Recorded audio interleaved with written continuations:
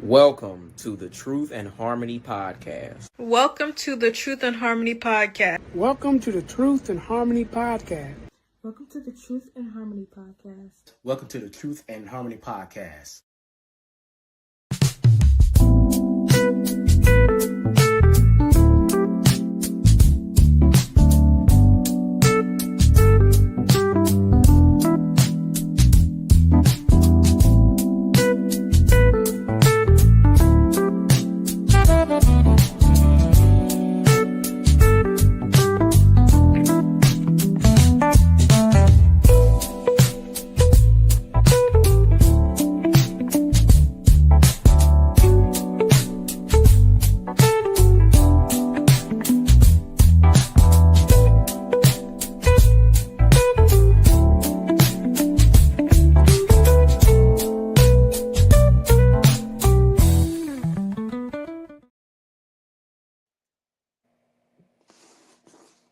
Greetings and welcome everybody to our seventh installment of the Truth and Harmony Podcast.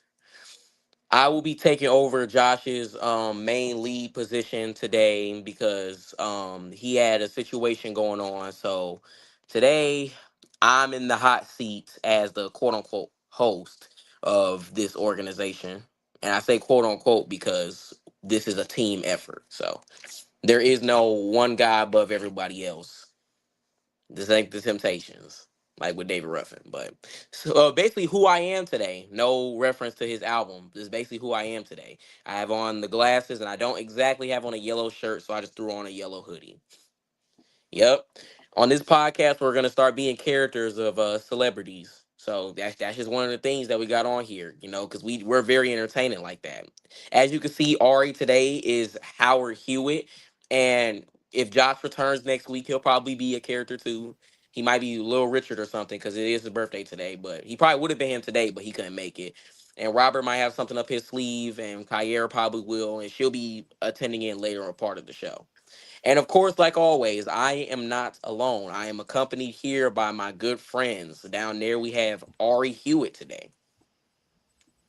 And next to me, I have Brother Robert Downing. Good evening. Good evening. How you doing? How are you doing? Yep. We're gonna talk about that. Yeah, we have a lot to discuss today. We have a lot to discuss today. Especially about this guy who I'm being today. We have a lot to discuss about him and much other matters. But let's cut the chatter and let's start getting into it. For starters, we have our news of the world with Ari Hewitt.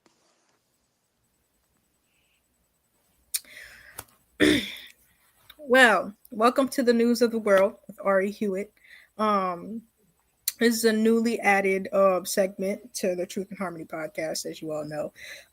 And this segment is to inform people of not only serious issues going on in the world, but also just to throw stuff and fun facts maybe even out there. So for today, I have two birthdays. As Devin just mentioned, it's Little Rich's birthday, but it's also O'Brien's birthday. If you don't know O'Brien, he's a great artist from the 80s. He covered Stevie's You and I. He has this song that I like, Lady I Love You. He's a really nice artist. But for the news of the world, I seen something that I actually wanted to talk about. AI. And it's not only the pictures that are bad now. I seen this guy having a conversation with AI and they're now self-aware. And I feel like that's scary. Not only does AI destroy the population every time you use it, it's now self-aware and it's like an audible uncanny valley. So I want to ask y'all how y'all feel about that. Can I go first? I've been told y'all this AI stuff should have never existed. I don't know how we got here. I don't know who invented this stuff. Point of it is, this stuff needs to go. It should have never been here, but it needs to go ASAP. especially with this AI music. What the hell is that? So yeah, this stuff needs to go. Right. I think that they should have just left it at ChatGPT and kept it as ChatGPT because ChatGPT is not really that harmful. It's actually very useful. I think they should have never tried to advance it. And I say for now, the worst part about this AI stuff is the Sora AI, like how they keep doing it with like Kobe Yeah, Bryant and Martin Luther King and Malcolm X and stuff like that. Martin Luther King, they banned his likeness of being used on Sora AI. That's how destructive it started to get. They banned his usage of it. They need to do that with Kobe Bryant because all they're doing with the Kobe ones, they're just making him crash out on each one. I don't know why. Like I'm like Kobe is not really this angry from from what I've seen. Like if he ever is, it's mainly like in basketball because we all know basketball gets heated sometimes. But yeah. Kobe's not really known as an angry type of guy. So for Sora AI to use his likeness like that is very crazy. And um the music, yeah, I thought it wasn't that bad at first because people was using it at first for a decent purpose. It was a little creepy, and I'm gonna explain how I thought it was creepy. So there was like two YouTube channels that made like two videos, and it was like if the Temptations or Marvin Gaye or certain other soul singers sung these other songs by people. Like if the classic Five Temptations sung Stay. Now we all know that that was a Theo Peoples Phoenix Rising type of song. And they did an AI of the voice of David, Eddie, Paul, and Melvin on there. And I thought that it was a little creepy because it doesn't sound all the way like them, but it's very similar to know who's who on what singing part. So I thought it was okay. They did a couple ones with Marvin Gaye, I think Teddy Pendergrass, and a couple others. Hope our sister Kyra has joined. Welcome in. And it's just gotten out of hand. Like this AI stuff, it started out, it wasn't that bad, but now it's just gone off the rails. Like Also, Robert said, it gotta go. also, I want to add in another thing. No David Ruffin Jr. reference, but I do hate how this stuff looks. The images that they use, I don't know what the hell that is, but y'all let me know if y'all agree. It's weird, it's creepy. I don't like it. Yeah, like these thumbnails that they be using for these David Ruffin and Otis Williams beef videos and these shocking truth about celebrities and stuff, the ones that they be doing with Marvin Gaye and stuff like that. Yeah. At Well, first it not was even just photoshopped. yeah. Well, not Now it's even just just that. They do this with the music too. yeah. And like I said, it wasn't that bad at first because it was nice. I was like, huh, imagine if like, the real artist sung these type of songs. But then it just got out of hand. It Yeah. like because here's the thing, when people get a hold of something that they find like unique or innovative, like different, they tend to go off the rails with it. Like they Right. tend to like overdo it. Like Yeah, they was yeah, doing too much with that. Yeah. So I ain't- Like I ain't really appreciate it. like it would be one thing if they kept it as where because I remember Devin with the David stuff, it would be like a real picture of David. It would just have the AI voice thing, but now they pretty much say just f that. We're gonna have an AI picture with along with the AI voice. I don't know why he couldn't just keep it as just have a real picture but have an AI voice, but nope. or Yeah, photoshopping people in wheelchairs. Yeah, yeah, that. Yeah, so that should be illegal. Why are we yeah, doing that? Otis Yeah, Williams with one leg. Come on now. yep. That's cheating. Ari, can you ask the question to Kyra so she can give her answer? 'Cause she came in a little late.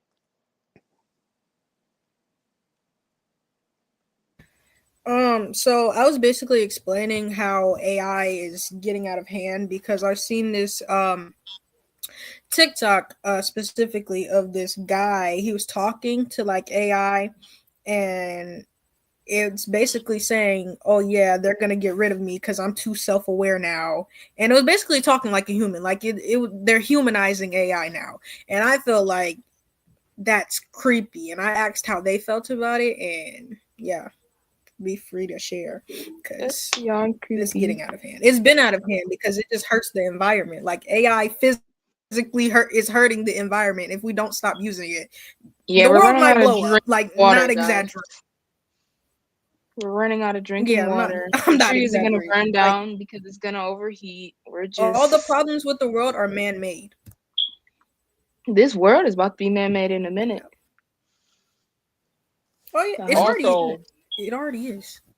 another thing, AI is starting to destroy a lot of like creativity. Like people are like trying to use it for like animation and stuff like that. Like, and there's not gonna be no heart put into it. Like you know there's no how realism.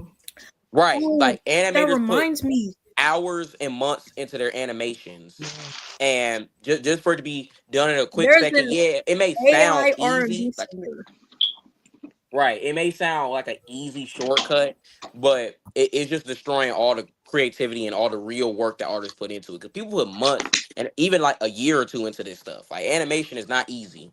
Right, and it just especially from like art in general, like it steals from other creators and creates its own thing. Like I saw this post where this lady, she was redecorating her room and she had like paintings and everybody was getting on her saying how they were AI and she was like, "No, I made these."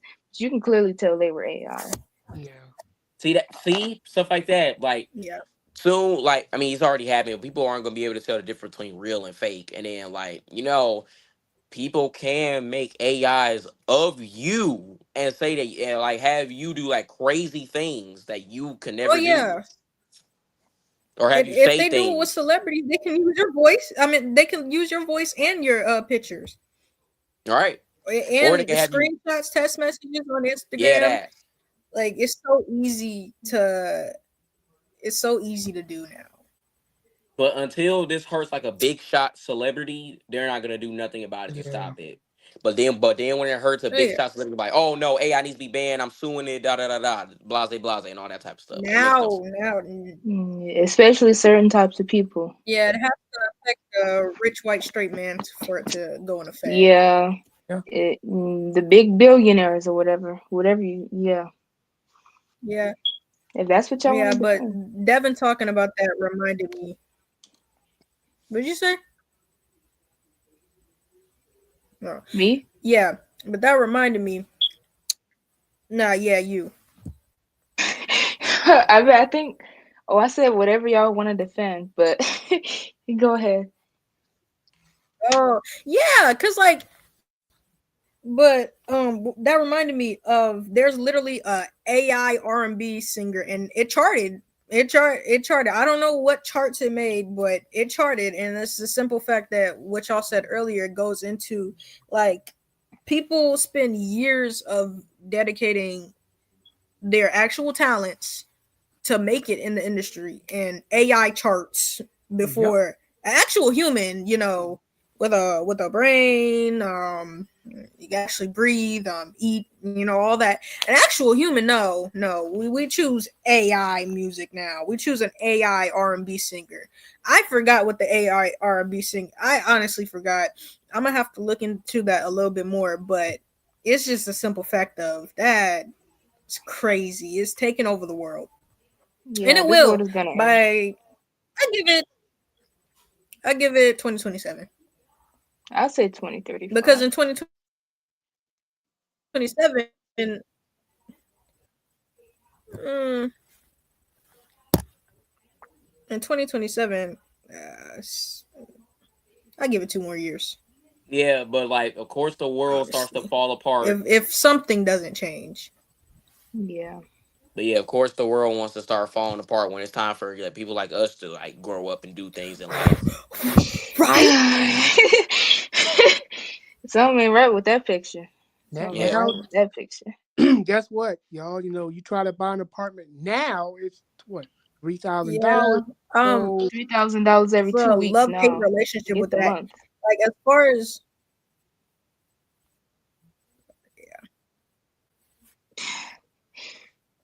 as far as what was you about to say? Yeah, as far as yeah, Yeah.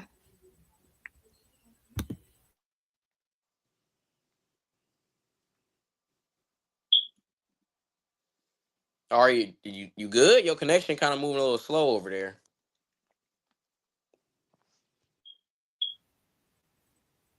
Oh yeah, chat. I was wondering. Y'all can hear me? Hello. Yes.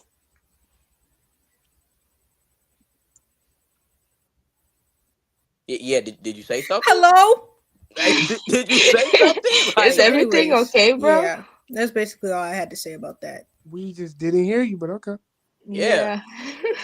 Yeah. You're like half of it. Yes, it's moving slow, bro. I swear. I said that 4 seconds ago. It's moving slow.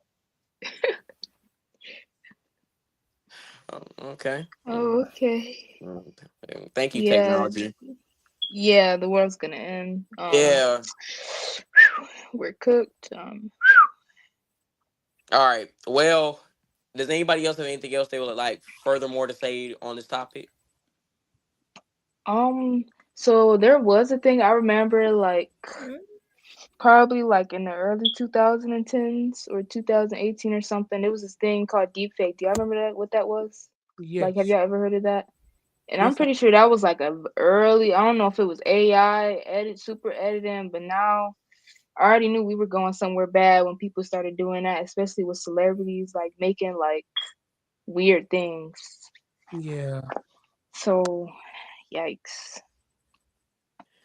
Oh yeah. Another thing I want to say. Another creepy part about this Yeah, matter they've is if been like out of control. another crazy thing I would like to say about this matter is how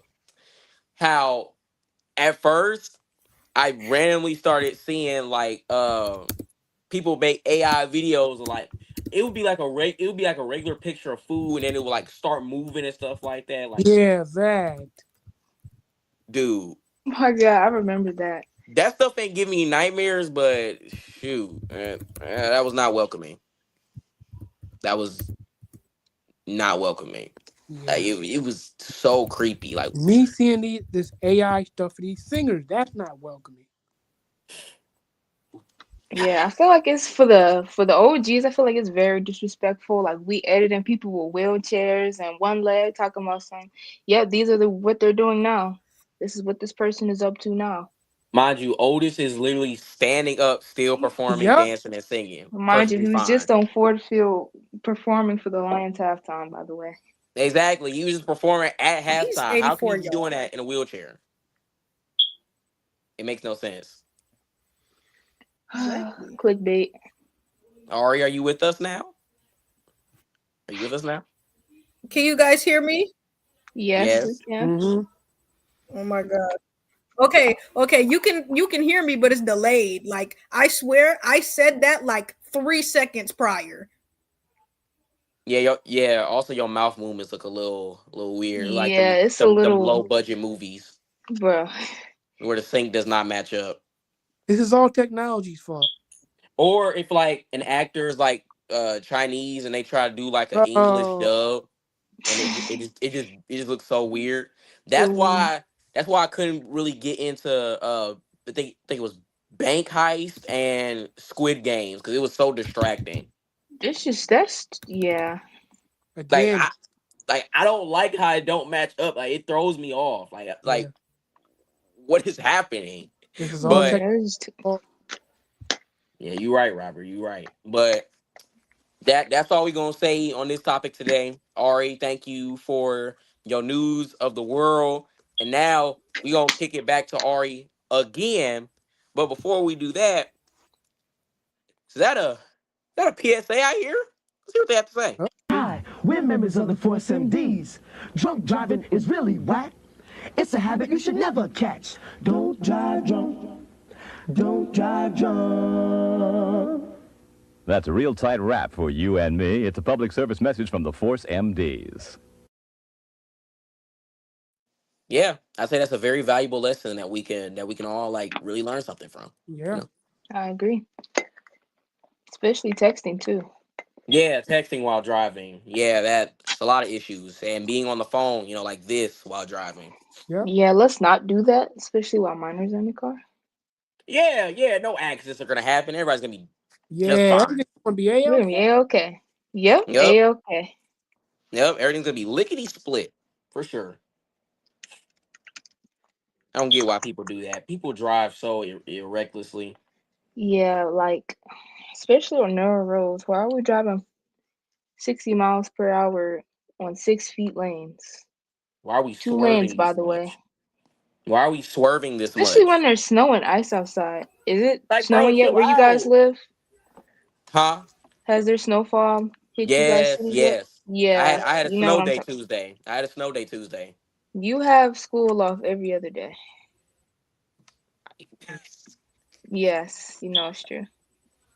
It's You right. not fair. For sure. For sure. Okay, Ari. Voice crack. All right, now that you back, are you ready to do your underrated artist of the day?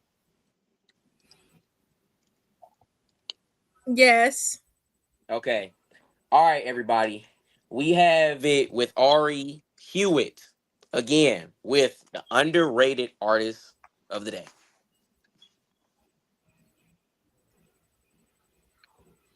So tell us, Ari, who's our underrated artist for Good today? evening. Good evening. And welcome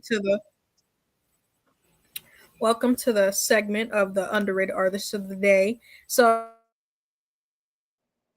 today I chose this artist of the day because I feel like his voice as a soul singer, because of his skin color, doesn't get enough credit. Like that is a like just like I call the Skyliners black people trapped in white people's bodies. This person right here, we have Mr. Daryl Hall. That guy, he can sing his butt off. So yeah, that's who I chose. Yeah, yeah.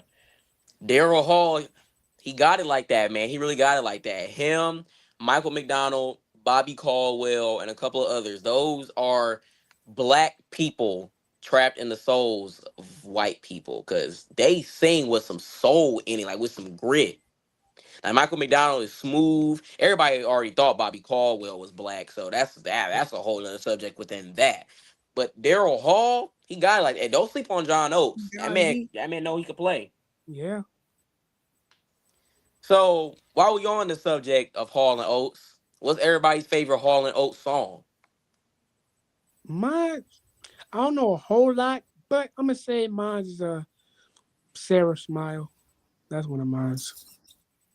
uh, either Rich Girl or Out of Touch. Kyra, what's your favorite Hall and Oates song if you listen to them? I have heard of them, but I cannot name a singular song by them. I can't lie. Okay, that's fair. We appreciate the honesty. You definitely have to check them out. But hey, me Yeah. personally, I like well, I was gonna say Sarah Smile, but after hearing After Seven's version, I was like, Mm-mm. oh boy. Can't touch that one. You can't touch that one. You can't touch Can't do Javon it and like that Melvin. after 7 now. You can't do nothing with that. But I will say for sure, I can't go for that. I like Man Eater. She's gone. Yes, I know Tavares did their thing, but I'd say I like both, but I give Tavares more the edge. Because Tavares, they they He's put that soul into it. It's like I forgot his name, but he was singing with like some gruff in his voice, and it reminded me of David and Dennis. He like and Teddy Pendergrass, like Marvin Jr. type. Like he had that type of gruff in it. Now Daryl Hall and John Oates, they did sing that song, but Tavares is Tavares. So also rest in peace to Chubby. You know he recently died. He's one yeah. of the longtime members of Tavares. He passed away recently. So condolences, thoughts and prayers to his family and the last two living legends of Tavares for sure. But I say my favorite is definitely I can't go for that. I mean, come on, it's a banger.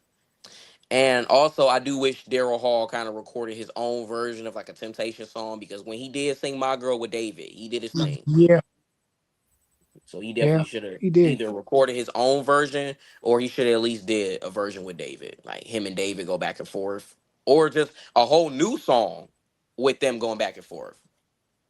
That would have been one for the ages. But Yeah. yeah, Thank you, Ari, Yeah, for man. our underrated artist of the day.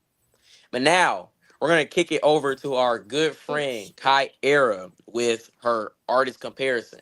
Kyra, what is our comparison for today? So tonight, for our music artist comparison, we have Freddie Jackson and Luther Vandross. Now, Luther has 13 albums while Freddie Jackson has 12, but personally, I would say there's a good amount of competition between these both great artists. Both have their similar, tenor voice. Although Luther does have some more technical hits, Freddie has some good hits too and some great use potential of his. But personally, this is kind of hard for me to decide because I love Freddie's Quiet Storm catalog. And Luther's hits, he can go on. And that boy could sing. But Freddie can too. So, okay. Yep, about Devin with the album right there. Mm-hmm. Ari repping her mustache in approval. Yep. That's the one. That's got to be like his greatest album. No, Yeah, second great. Busybody is. And Luther's Christmas music too. Speaking of the Second. Christmas season. Oh That yeah, that that's a Yeah, I great have to album. buy that album. that I is his have to You best. buy know it's good when they laying on the floor Hey, posted Devin, up to the Devin, side. One put that elbow. album in the camera again. All right. Let me put this right here. That, ladies and gentlemen, is Luther's greatest album. If you don't got it, get it If you haven't heard it, listen to it. immediately. Cause, Banger after banger. Cause this and Busybody neck and neck is, ooh, he was I cooking with agree. hot That's why. grease. What'd you say? No, I said I agree. I feel like that's why it's hard like very hard competition. I mean, not hard competition, very hard comparison for me. This one is mad underrated. This one mad underrated. Like this one got some good cuts. Like Heaven Knows and Can't Be Doing That Now are good songs. Like Yeah, what's another good one he got on here? Yeah, Never Let Me Go to Title Track, Lady Lady. Like he got bangers on here. And this. He got bangers on this. Yes, Luther. Like, come on, bro. Like I personally like that album. That's yes. it's goaded. It's goaded. yeah. Luther is one of the greats. I mean, again, like I said the first time we talked about him against Teddy Pendergrass, who is gonna have straight #1 albums for over a decade? No, bye. Okay. Like, Okay. okay, everything he Okay. drops being #1 year after year is insane. Yeah. Nobody's ever went on a run like that, but this guy right here. Yeah, This personally, guy right my here. favorite song on that album is Love Don't Love You No More. You know, you get it. My ish. That's my ish. There you go, nephew. Now you get it. You got it, nephew. You got it. All right, Robert, what's your answer? Who you got? I mean, I know your answer, but like, explain it. Explain it thoroughly. I'm sorry, bro. I gotta go with Luther, bro. I'm biased. I'll admit it. I'm biased. This is who I grew up on. This is who I know the most about. This is who I got a fan page of. So whatever Ari's doing, yeah, I'm a fan of. Gotta go with Luther, bro. Gotta go with Luther. Okay. Well, Ari, speaking of you, what's your answer?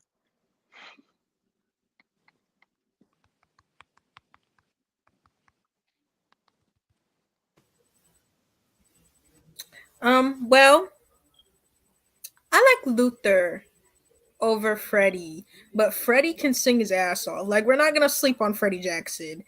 Um, however, Luther has just this distinct voice that you can't. Yeah, you can't.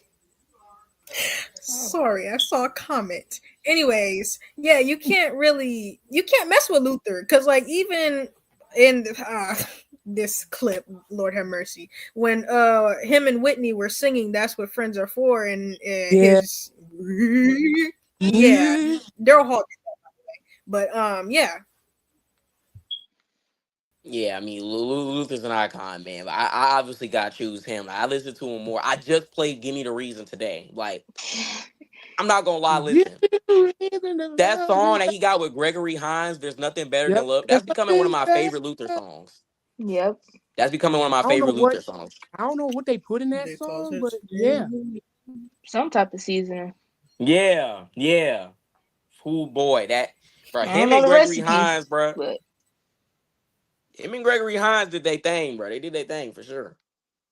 So I definitely gotta give it to Luther. But Freddie though, Freddie do got them bangers. I do have these 3 albums here, and I do have one of his cassettes. I have Private Party, I believe that's the name of it. And let me tell you. See, let me tell you. This first album right here, it has nothing but bangers on it. I mean, come on, Rock With Me Tonight, You Are My Lady. Love Is Just a Touch Away. Hmm. He'll Never Love You Like I Do. And Good Morning Heartache. That's one of the best versions. It's one of the best versions. He did that. And then, just like the first time, he did his thing on that one too. Time. Yep. Jam Tonight, Tasty Love. Have you ever loved somebody? Can't Let You Go. You like, come on, bro. Like, he got it like that. Like, he really got it like that. So, let me ask y'all this. What's y'all favorite Luther song and y'all favorite Freddie song? Damn. Mm. Okay, I'm gonna go. I'm gonna break it down like this. Covers. My favorite cover is Anyone Who Had a Heart by Luther. Okay, so whatever Ari doing, Anyone Who Had a Heart by Luther. My favorite non-cover. Damn. Okay, one of my favorite covers is not cover. One of my favorite non-cover songs is "She Loves Me Back." Devin knows about that song. That's a fire song. There you go. They don't know. I told you. That's the one. That's the one. Ari, what's your answer? Wait. Robert, what's your favorite Freddie song? You didn't answer that. I ain't gonna lie, I don't really know his catalog. I just know the basics. I don't know his catalog like that. But I'm gonna go with Jam Tonight. Okay. Ari?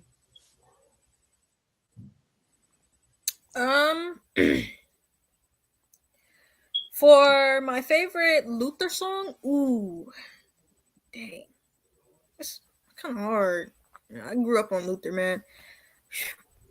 I don't know. That song, If I Didn't Know Better, it's so slept on, and I don't know what he was on at the end, but he started going off. So I say that. Don't You Know That, and Wait for Love, my top 3. But What as about far as other? Freddie Jackson goes, what I said, what about Luther covers? covers? Yeah. A House Is Not a Home. Like that's his signature. Nobody else can fuck with that. I'm sorry. Nobody else is doing it like that. Don't forget about Superstar, Anyone Who Had a Heart, because I don't know what he Yes. I don't know how I skipped over Superstar. Don't you remember you told me? Man, I'm sorry, but Anyone Who Had a nobody's Heart doing it like that. Anyone Who Had a Heart takes the cake. I don't know what he was on. I don't know. Especially at the end. Man. Especially at the end. I don't know what he was on. Luther, bro. Yeah. Oh, quick question. Skinny Luther or Short Luther? It don't matter, bro. Okay, it doesn't so matter. Hey. He's the GOAT either way. Like it don't even matter. It really don't matter. he still kept that voice. That's all that matters. Exactly. Unlike some certain people. Oh really? Yeah. So Ari, what's your favorite Freddie Jackson song? No. Favorite Freddie Jackson song, Ari? Yeah, Ari, I would like to know too. Yeah, we're not gonna throw any names out. I really like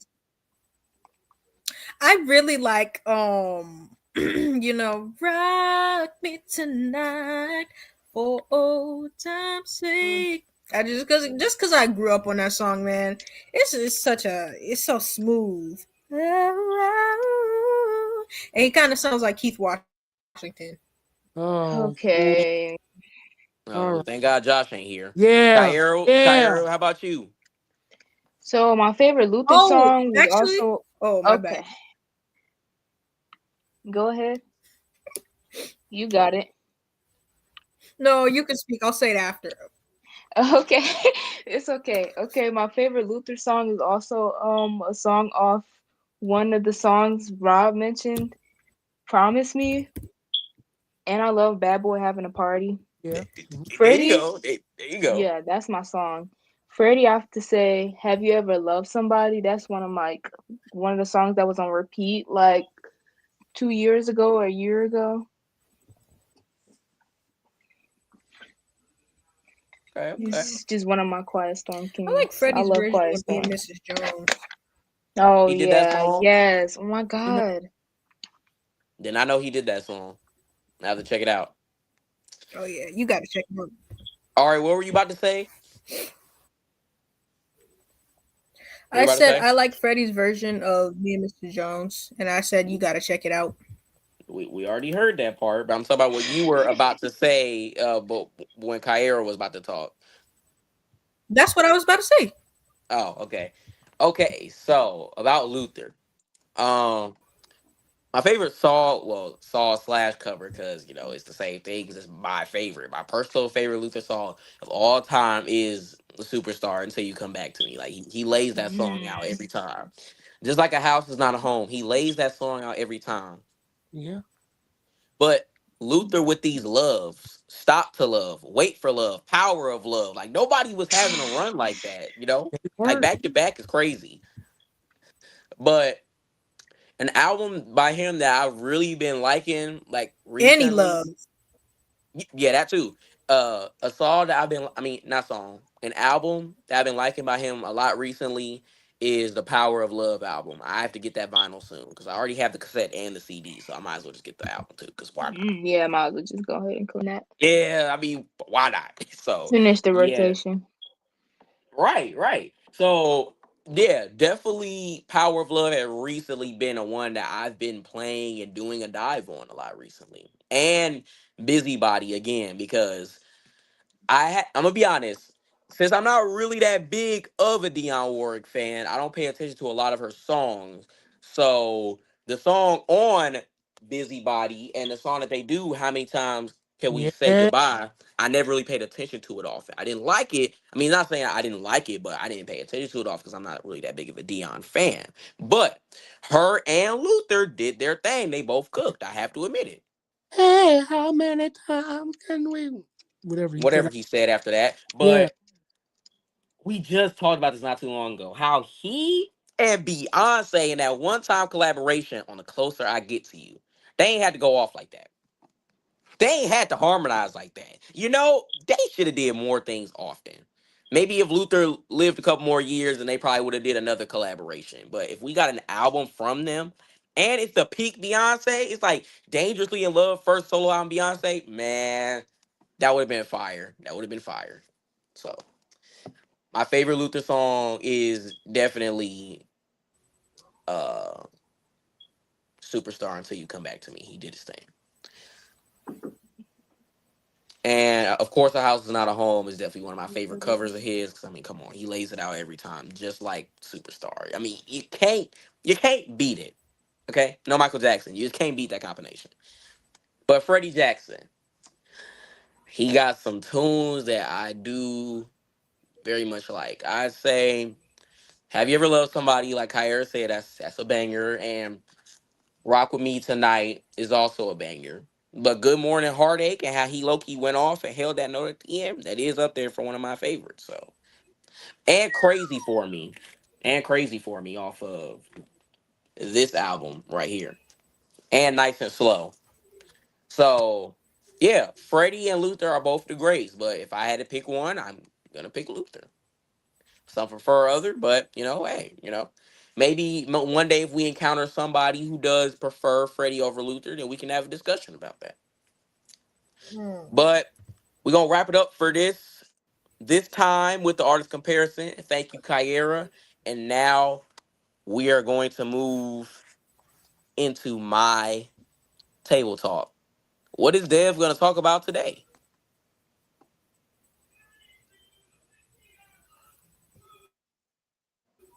All right, so my table talk is a topic that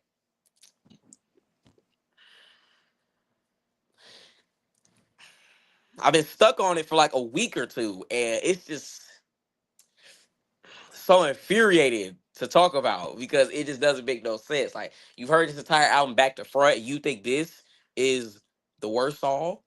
Ari, Robert, I think you guys can pick up when I'm laying down. oh shit. My table talk is why in the world do people say that The Lady in My Life by Michael Joseph Moonwalker Jackson is the worst song on the Thriller album.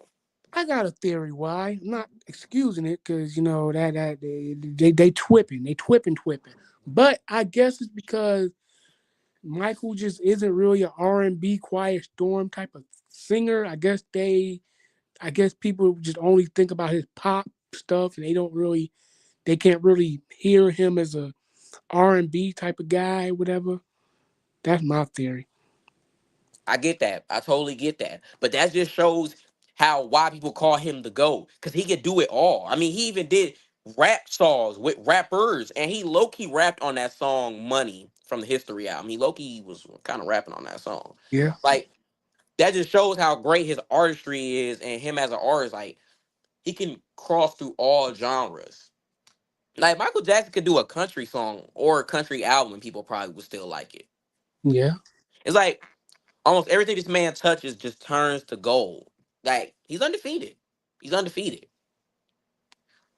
But man, I don't get that, bro. Like, Lady in My Life is such a smooth ballad.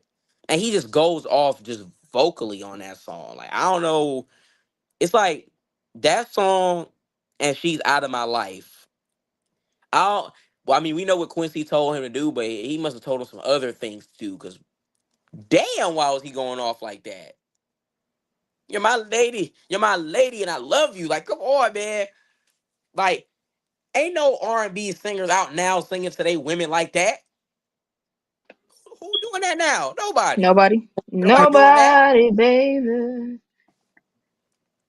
Okay, so Kyra, how do you feel about that? How people say that "Lady in My Life" is the Okay, worst song on Thriller? that's that's pissing me off because that is my favorite, one of my favorite Michael Jackson songs of like all time.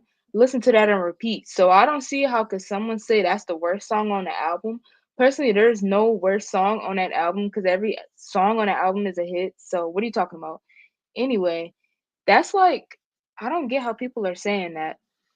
I feel like he does good on Quiet Storm. I feel like he could fit that genre with his like smooth vocals and stuff. I don't get why people are saying that. I could see out, no reason, no nothing. That makes no sense to me. And I couldn't even compare it to another song that could be, in that role of the worst song on that album. So I'm not going for it. I Well, need to I'll say know these this. people. Right. But I'll say this. There is no worse song on Thriller. I mean, Off the Wall is the better album, but we'll discuss that another time. But there's no bad song on Thriller. But what I will say is two things. One, there's no bad song, right? But there is some songs that are overplayed. Thriller is overplayed. Hmm. Thriller Yeah. is seasonal, but it's good for its vocals and it's good for its time. So But at the same time, I feel like you can't go a Halloween without hearing Thriller though. That's a good exactly. part on Michael though. I can't lie. Even though I agree it's overplayed, but you will not go one Halloween without hearing Thriller. That's like gonna be one of the first songs that's played. That and Monster Mash. Those are just iconic Halloween songs. Yeah. Monster Mash. Yeah, so like there's really no escaping those. Just like how it's Christmas time now and there ain't gonna be escaping All I Want for Christmas Is You. Or Or in or my some mind. Yeah, no, there ain't no escaping that You're either. not going past the 25th of December without hearing In My Mind. No, no, no, no, no, no. Robert, I know you were about to say something, but let me say my second thing. My second thing is that I like The Girl Is Mine. That's a good song. Him and Paul did a good job. Yes. But some people are more say type of people. And I can agree with that because that's also a good song with them too. But out of all the songs on the album, I wouldn't personally choose that song as the first single. I wouldn't have chose that well, song, there's a story behind that. which is Michael wanted to, capture certain people's attention or whatever, so he just said, you know what, this gonna be the first single. So oh, okay. All right. Okay, that's not ridiculous. Robert, what were you about to say? oh no, I agree. I don't know how this song is the worst. There's no worst song, like you said. So whole Right. album's a 10 out of 10. Sing with all. Yeah.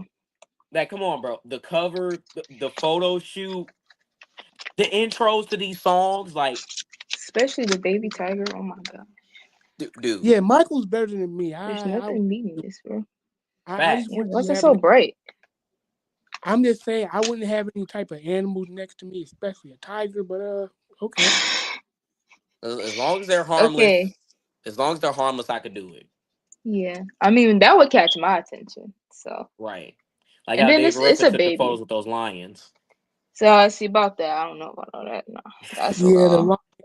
It's a baby tiger, so that's different. But that huge ass lion, mane and all.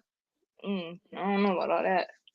Hey, he did it though. He did it though. Yeah, he did it. He pulled it off. I don't know The no other men the currently that could photo do that. is tough. The photo is tough. It is tough. Like how he like by his limo and he just chilling with his arms up. Like mind you, that was his prime too. So he had it like that. Like this was like 73, David. So he had it like that at that time. Hmm. Yeah.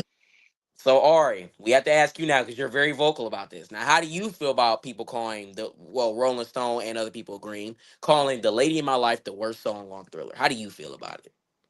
Well, last week I just sang this song, so that's very disrespectful. Um, I would like to say, what, do you not hear how that song starts? Nobody but Stevie Wonder and Michael Jackson are starting songs like that early into the decades, bro. They were way ahead of their time. And if you listen to that whole song, beat, vocals, background vocals, ooh girl, let me keep, and you say that is the worst song on Yep. the album, you're smoking something, bro. You don't have an opinion to say anything else right about music. You're smoking something.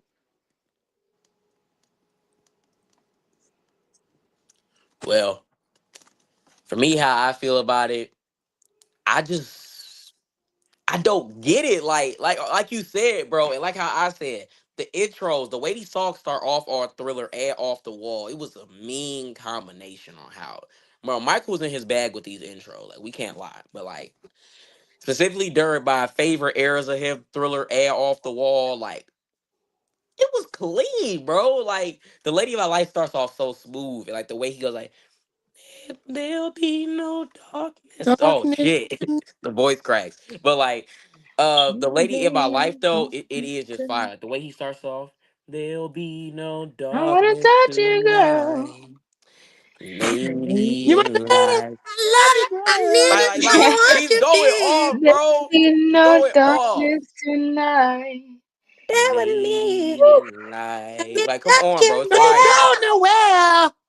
Like, And it's I fire, love bro. you. See, like, how, man? How do y'all see it? Like, he You did it hear that clean. man yearning that hard, and you say that's the worst song on the album. Like, y'all are tripping, bro. Y'all are tripping. Y'all are tripping. So, that's actually one of the best songs on that album. Forget worst, best. I don't know what they're talking about, but uh, yeah, I think that's it for this topic. I think that's all I really wanted to say. So that's go wrap up my table talk for this. Yes, this made me so angry. I hit my microphone with my computer, and this is how it looks. Yeah. Oh, This oh. made me very angry. It's okay. We'll be back next week. Yep. That's how it really gets. It really gets like that. No, we'll That's be how you back know the next week. authentic thought is put in. Hmm? So that's how you know the authentic thought is put in. Facts. Like it really gets serious about this music stuff. So yeah, that's gonna wrap up the table talk for this week. So now we gotta get into our facts. So Kyra, what is our facts for this week? Okay. For tonight's Friday fun fact, I've been excited to talk about this one. This one digs into our Black history. I recently visited the Civil Rights Museum in Memphis, Tennessee, and that exactly reminded me of this important day of history. 70 years ago, on this exact day, December 5th, the Montgomery bus boycott began, which African Americans refused to ride city buses in Montgomery, Alabama to protest segregated seating. And this took place from December 5th, 1955, all the way until December 20th, 1956. And this is known as the first scale demonstration against segregation in the U.S. Black Good history fact. just goes on. Yeah. Never is. We are history. Yeah. Yeah. Yeah. Like I don't even. It don't even feel right calling it Black History Month. No, it's world round. Like every month, we are the Black history. History Nation. Every We day. got the shortest month, by the way. Yeah. Right, Come on now. With an extra day every 4 years. right. Mind you, we started all this. By the way, we built this. But Black history is We every day. place these bricks. Right, I built this. These Me, black us, bricks that brick they by spray brick. paint over. And I'll be damned if I let y'all tear it down. Just the way y'all like the way another nigga talk. Okay. That's So real. That's yeah, real when he said Yep. that. That was real when he said that. I mean, it wasn't about what we were talking about, but it's real that he said that. Cause like, man, how y'all gonna tear this shit down just cause y'all like the way other people do their thing? You know, like we Yeah. started this, bro. We're the inventors. Like we invented all the popular music genres that you guys like so much. That y'all still. And the thing about that is, I feel like a lot of black people today aren't representing what we went through. Like, it's just like it never happened. Most people aren't even educated past like Martin Luther King, Malcolm X, Rosa Parks. Rosa Parks wasn't even the first one to refuse off the bus. Most people probably don't know that. And I feel like, especially the way a lot of black people act, is just like, come on now. Our ancestors didn't go through this for no reason. That reminds me of something that Boondocks episode was of Martin Luther King. This is what I got all them ass whoopings for. Okay. Devin, you Okay. know what? I Thank Go. you. no wait. I'm not gonna lie. I feel like that's something he would say if he saw how certain black people are the way the world is today. Oh my God. And yes, speaking of Martin Luther King, those AI videos they make of him they actually irritate me we so were bad. just They're talking. so Ooh. disrespectful. And like I was telling my dad because he kept showing me these videos, and I'm like, this is just so mocking. And it's like people are laughing at this. Our own people, by the way. This is not funny to me at all. I don't get this. Yeah, like to message to my there's always that one person or friend that always laughs at everything. Be like, come on, bro. There's a time and a place for certain Yeah, stuff. exactly. Like that's not cool. And some people might think it's not that serious, but I feel like, It is. especially for important historical people like that, they did not die for this. Right. Come on Exactly. now. Everything is that Martin Luther King serious. did not die for this, for his voice to be taken from educational speeches to some talking about some I don't know what them. I don't even want to describe what those videos were about, but One of them it's Right. was messed about up. some form of fried chicken. A couple of them was just him Yeah, yelling. Like that's gotta be racist. That's gotta be racist. the chest hair. Whoa. Oh, you like that? Oh. Um. so, so Yep. Um. back to Yep. the Yep. AI This is what we're topic. doing. Anyway, so Yep. yeah, This is Devin, what we're you. doing. No, no, no, Robert. No, Robert. This is what we're doing. You know, we're talking about Martin Luther King. We're talking about something of real importance and just already just flaunting her chest hair out. Yep. Yeah. She was looking. It was just right there. Okay, it caught me off guard. My head flew back a couple inches looking at that. Oh Good boy. job, Ari. Good job. Oh boy. A familiar image just popped into my head. You know what? Good job. But another problem I have with this, I'm glad you brought up Malcolm X. Another problem that is with this is that how a lot of people in our day and age can name 10 million young boy songs, but don't know who Malcolm X is. Like, I actually never heard of nobody who doesn't know who Malcolm X is, but I can believe it the way especially this generation, is heading to. Like, we're doomed, bro. Like, Malcolm X is one of those pivotal. One You of tell those, me you don't know this man? right, by any means This man necessary. doesn't look familiar? Come on now. By any means necessary. This man is a pivotal figure of the civil rights movement. Like, they may not have seen it at the time, but even though their views were different, and I mainly agree more with Malcolm's views, him and Martin Luther King were on the same page. They just ain't lived Yeah, long enough to see it. I agree on that part. It's And it's like people we forget about that. Not we, but people. Like they was in the same ballpark, reading the same book, but ain't lived to turn the page. Mm, Yeah, that's deep, That, man. that was hard, wasn't it? very. That was Yeah, deep, I wasn't it? can't lie. That was deep. Yeah. Yeah, you get it, nephew. You get it out. Start writing them quotes down. Oh yeah, I gotta write that one down just now too. But yeah, man, like we gotta really tap in more to our history, man. I mean, Marcus Garvey, bro, like we gotta know who our people are, bro. Fred Hampton, we gotta lock in. We gotta lock in. And I'm not talking about just like, oh yeah, we remember these people during Black History Month. No, we need to s- spark these people up more now than ever now that they were silenced all under basically the age of 40 and how they ain't lived long enough to get the change that they wanted. Like Hmm. we have to represent our black leaders because if it wasn't for them, we would still be um in segregation. Yeah, Like the we would amount of still things. like the way it was back then, we would still be fighting against black and white. It's still somewhat like that now. It's kind of gotten a bit bad. I would it's almost getting as bad as it was back in the day, but like with the lynchings and stuff, No, or it's like like just Yeah, random black people hanging out of nowhere, or people in general hanging in I the don't know streets why and we're stuff. going back the to that last era. segregated school was shut down in 2015. The last one. There's still sundown towns. There's still clan Actually, meetings. yeah.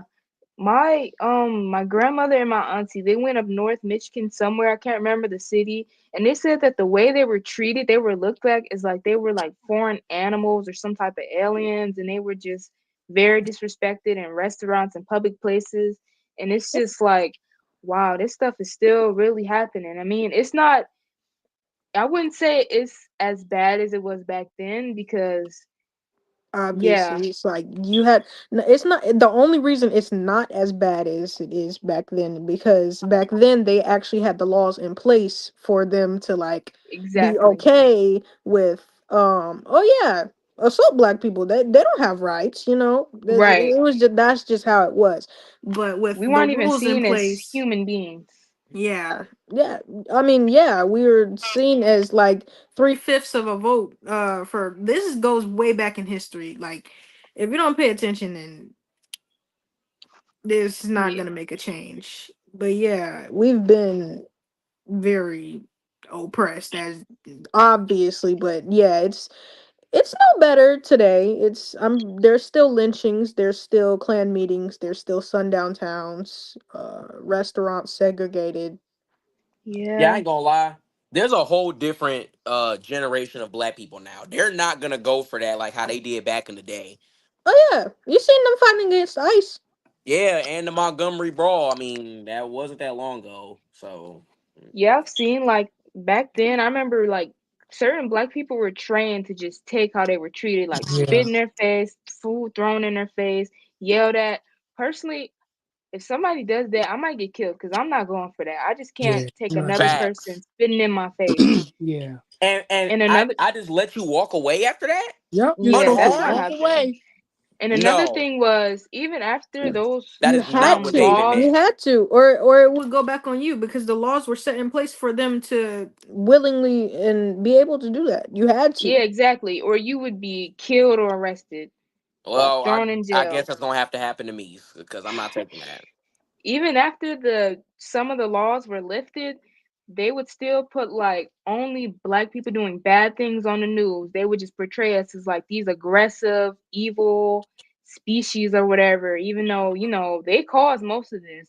Mind you though, anything else happen and they're not gonna put it on the news. But if it's a black person doing it, oh yep. And that actually still happens today. Like you see a Right. lot of things don't happen until like after like a week or a trial. If something happens to a black person, that's going up immediately.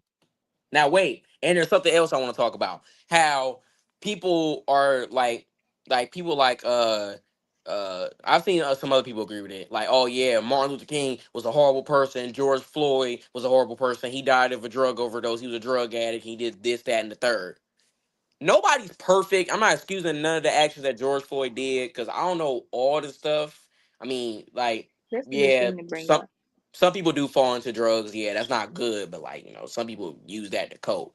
Not excusing Yeah. anything, but what I'm Um, getting to the point is that they'll say stuff like that. Oh yeah, yeah, George Floyd jokes, ha ha ha, so funny. Well, if somebody makes something about Charlie Kirk, come on, bro, that's not funny. He had a family, he had a wife, this, that, and the third. yeah, He had a wasn't George family Floyd a too. father too? Yep. Yes, literally. Yes. Yep, he didn't deserve to die. This, that, and the third. Malcolm X died in front of his wife and children, and that wasn't made up. They made up the fact that Charlie got shot in front of his children and wife. That's not what happened. They weren't even attending. So the lack of empathy it's never there because they've never been through it personally. You know. Yeah, Oh, it's okay to exactly. be sad and cry over Charlie Kirk, bro. It's called being a human and having empathy. So where was this type of respect for George Floyd? And Yep. no, we Yeah, did the not. man who didn't deserve to die at all, by the way. A Yeah. normal man with a normal life. He might have done drugs, but that's probably what all these other non-black celebrities are doing behind closed doors. We don't know if Charlie Kirk did any of that. But George Floyd, a normal human man, Would was you rather have killed. drugs or a president as a pedophile? Yep. Taking kids to an island, with his other pedophile friends. Would you rather have allegedly?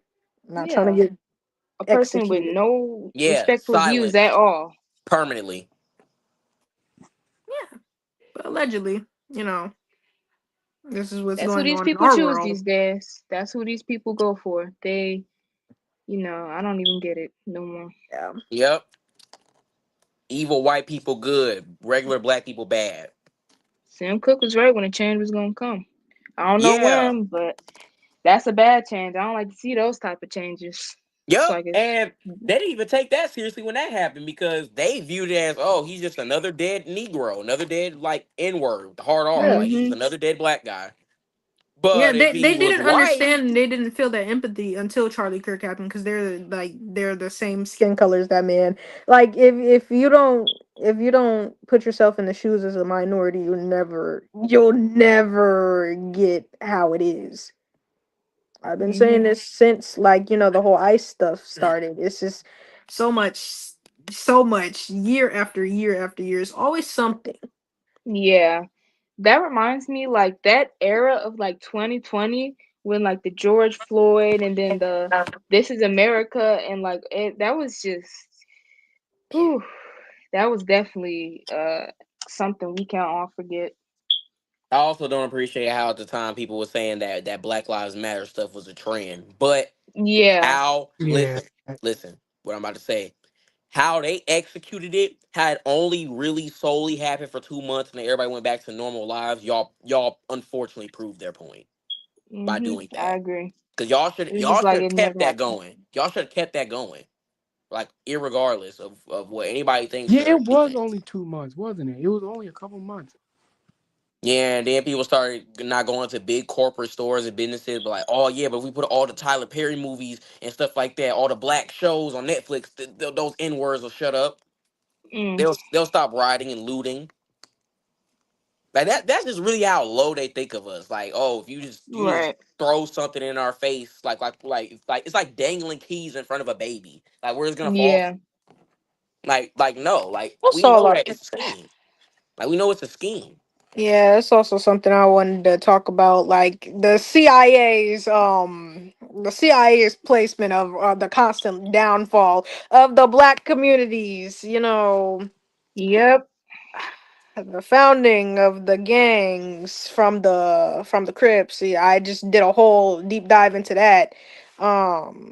The putting liquor stores and drug stores in every corner in the Oh 80s. my God. Putting crack in the neighborhoods in the black neighborhoods in the 80s. This has been going on like, yeah. About that, especially, well, I wouldn't say especially, but like I'm in the area of Detroit where like I go up the street and it's like a whole like inner cities, but like I've noticed like throughout any kind of major city part, there's like a liquor store and a Yep. dispensary on every corner. It's like And that I'm here like, too. and it's like it's disappointing because unfortunately we see a lot of only mainly black people in there. Yeah. it's like bait, Yeah. And they and just that's Also, expect us to another fall part for of it. also, they put You out only see things to us in make there black because they people only look put it in our bad. neighborhoods. yeah. Exactly. Also, we have Another thing. Oh, no, go ahead. no. I Sorry. was just gonna say, like over here, there's a big issue of gentrification over here. Like, it's a lot of white people moving into black areas, and the black people don't really have nowhere else to go. And it's like this been going on for years now. Oh And yeah. Um, they remove basketball courts and replace them with pickleball courts and stuff like that. yep. Wow. Yeah. Also, over here, there's like a lot of the schools, a lot of the inner city schools in the black community, they're being turned into apartments. So Yeah.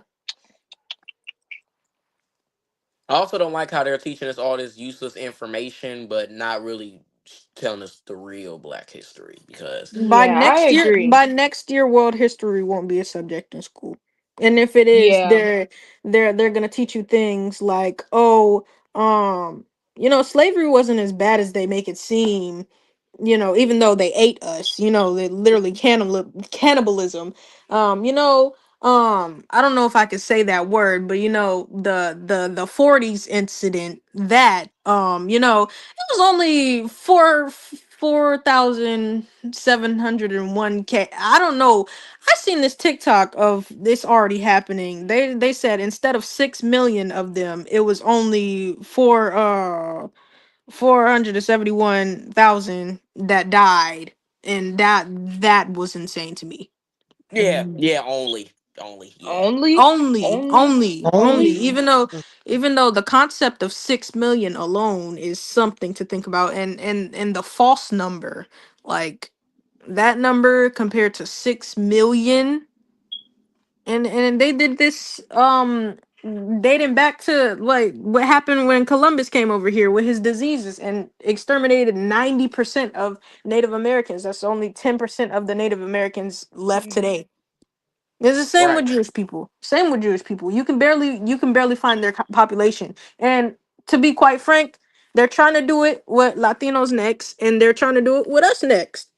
We're Mhm. next. Any minority group. We're going to get eliminated. Yeah, any minority group. If we don't speak out about it, if we don't have a voice to speak, and they just like it's an open field, because what the problem now is, I feel like not enough people of color care. Yeah, They just that's accepted the fate, and me growing up as an adult in this generation, and this when it wants to fall down. No, I'm not standing for that. I'm gonna do something. Yeah, I'm I'm that's not. gonna I'm speak not exactly out the point accepting I something. it. was making earlier of when I say our black people aren't representing what we came from anymore. It's just like, oh well, oh yeah, like this Yeah, is not yeah, or normal. or or oh well. I mean, at the end of the day, there's nothing we can do. You have a First Amendment. Yeah, we're Last all time I gonna die checked, soon, but we get want to die like informed and this speak though. out. Yeah, Yeah, like I don't know if we and gotta start moving in our old ways, like start marching and everything. But if it gotta that's be what we're gonna done, have to it do will be again done. It will be yeah. done. because we've been trying to be eliminated since The dawn of 30s, time, 40s, basically. and yeah, basically forever almost pretty much. And thank God our people are so resilient to, fight for what's right. And I feel like that's another reason why we're still here, but we're gonna like disappear more and more because people just aren't caring anymore. And mind you, about the history thing, our current country's project is to remove Black history from educational They system. already did with the Tuskegee Airmen. They don't teach that. Yeah, I'm in a whole Air Force ROTC. They don't teach that anymore. But last year they did, but they crazy. don't teach it anymore. Yep. Because y'all don't want to accept the truth of the matter of the fact that we started this whole Yeah. debacle. Like we started basically all of this. Like, yeah, Yeah. like Ari said, we haven't forgot. You people freaking not you people. You individuals in those times. Y'all ate us. Y'all raped us. I mean, y'all impregnated Fed our us to women. animals. Yeah, Executed us, humiliated us. used our hair as cotton for y'all's furniture and stuff. Yeah, we ain't forget about none of that. Use Right, our talking about music some. with y'all white album covers. Yeah, Yeah, that's why I'm not fond of Little Pat Boone. Richard. I'm not They fond of did it Pat to Boone. they did it to Little Richard, Ray Yep. Charles. the Isley Brothers, you know, they did it to the Isley Brothers on this old Heart of Mine, that album. That's not Oh them. yeah, Those two yes they white did. people aren't them. And the Five Heartbeats. I don't know if y'all ever watched that movie, but they touched on that a little bit too. Mhm. Yeah, and I'm not gonna lie, Barry Gordy, you as a black man approving of an album cover of two white people on it instead of the Isley Brothers is crazy. Cool. Yeah. Oh, who said that? Just, Ooh. just continue to be a damn sellout. But Yep, just Uncle Tom's. That's the type of stuff first, that first, get first warned you about. first you rip off poor black kids from the inner And a city. blind man. Yep. Like, see, and that's why we have a podcast like this now. Like, we're not afraid to speak Mhm. up and say what we gotta say. Like, this is why we call it real talk, real story, because this is real stuff that happened, The and we tell the truth. truth. We don't Truth First, is sugarcoat in the nothing. name. We don't sugarcoat nothing. Oh Truth yeah. and harmony. Like, yeah, we can talk about music and doo-wop and stuff like that all day, but when it comes to a serious issue, we're gonna assemble like the damn Avengers for this shit. Like, we're going to Okay. speak on what we gotta say. I'm being serious. Like, we're gonna say what we have to say when we have to say it. Like, this is no game. I Like, this has agree. been happening to us for years upon years, decades upon decades, centuries upon centuries, and there's If yet to not be us, any form who of else? change. There's yet to Right. be any form of Cause change, and I'm not messing Yeah, with not messing with I that. and agree. I feel like about the thing about Black history getting taken away from the education system, I feel like a lot of people in our generation, as we said, they just don't care about it. And I feel like they're probably not even noticing that soon enough, probably in like 10 or 20 years, everything's going to be forgotten about that happened. Most things is going to be forgotten about. And I feel like soon enough, Martin Luther King is going to be forgotten about. Because kids just, oh well, I guess No, TikTok is no, more no. important than your He's own he's not gonna person. be forgotten about. He's gonna be remembered as a general AI thing that makes you laugh. Mm, Not a yep, that's revolutionary. true. Forgot about Yeah, that. not marching and fighting for our freedom, teaming up with other black leaders, help us, try to be accepting to the white people and everything like that. But no, no. Artificial Yep. intelligence of him yelling and eating food. Ha ha ha. So freaking funny. Yep. Yep, the Hilarious. racial profiling, whatever they call that. Hilarious. Yep. Artificial intelligence Martin Luther King. Not the real one that fought for our rights. Yep. Yep, that's the type of world we live in, and that's why these people back in the day, like Marvin Gaye and people like that, that's why they made these type of songs because they saw it then that this whole Yeah. earth was effed up. That's why they They made these knew. songs. If not That's why them, who Marvin was always else? so confused. Yes, yes. I would be clueless living in a world like that too. Yeah, I would be really lost too. I wouldn't know And that what was, the hell was going yeah, on. 71. That was right after segregation. Like you get Literally. 1965 from And the war. 71. That's yeah, that's Hmm. yes. We That's really that's what couldn't catch a inspired him to break write it. That's what inspired because his him to write brother, it. yeah, because his brother was Brother. at war. Exactly. You think Marvin was just making songs like "What's Going On" and "Piece of Clay" and "What's Happening, Brother," "Inner City Blues," "Mercy, Mercy Me"? You think he just made these songs for a quick paycheck? No, he was Yeah. actually with the culture with stuff like this. He saw the problems. He made music about it. It became a success. Now, did he get the proper dues for it? No, but Hmm. it seems people start to recognize the genius after an artist dies, and they start to call, "Oh yeah, it's one of the greatest albums of all time." Mind you, they Yeah, probably thanks for don't even know the meaning of most of those songs. They just think, "Oh yeah, this is that good R&B right here." Yep, I They mean don't, that's yeah, true, yeah, but they like, don't listen to the let's think about the lyrics. deeper meaning. Exactly. Let's think Save the about what it's Children. That's actually another one. about. Mercy, Hmm. mercy me. Even Yes. off the what's going on album. In Our Lifetime, it talks about good and evil and how people should be united and stuff, man.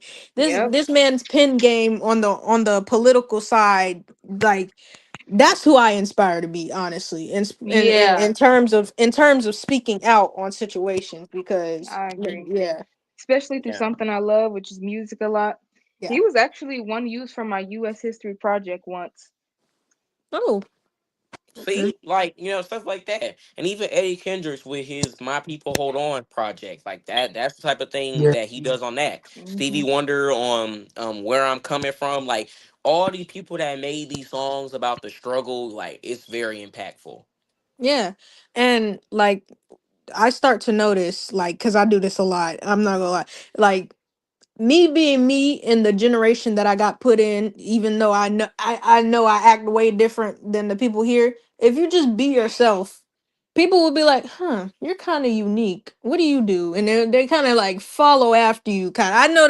I noticed that when I kind of got my own Yeah. groove. So like when you just are educated and you speak out on things, people tend to listen to you more, and that's all you have to do. And so But that's why I keep saying, "Oh, you go ahead."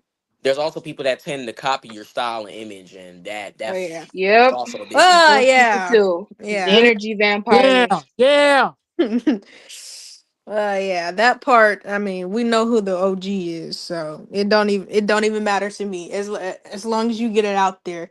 But yeah, that's why I keep saying if not us, who else? Because this Right. generation is too used to uh gaining acceptance cool and points. No, yeah, no, that no. Yeah, that gaining Waiting too. for cool somebody points. else to do something. Like Yeah, yeah. Right. Not even that. Just not caring enough to do something because worrying they about think the they'll get wrong thing. judged. Wrong priorities is something that's really wrong with this generation. We have Oh Right. yeah. not And look, we, but I'm gonna say this too. Is there's nothing wrong with liking rap music and stuff like that. Like you like what you like, cool. But like if you're over here waiting for like, oh man, when's gonna be the next NBA YoungBoy song and something like that, or oh yeah, when's hell, Kodak or Lil Wayne gonna drop? But like, what about what's going on in the world?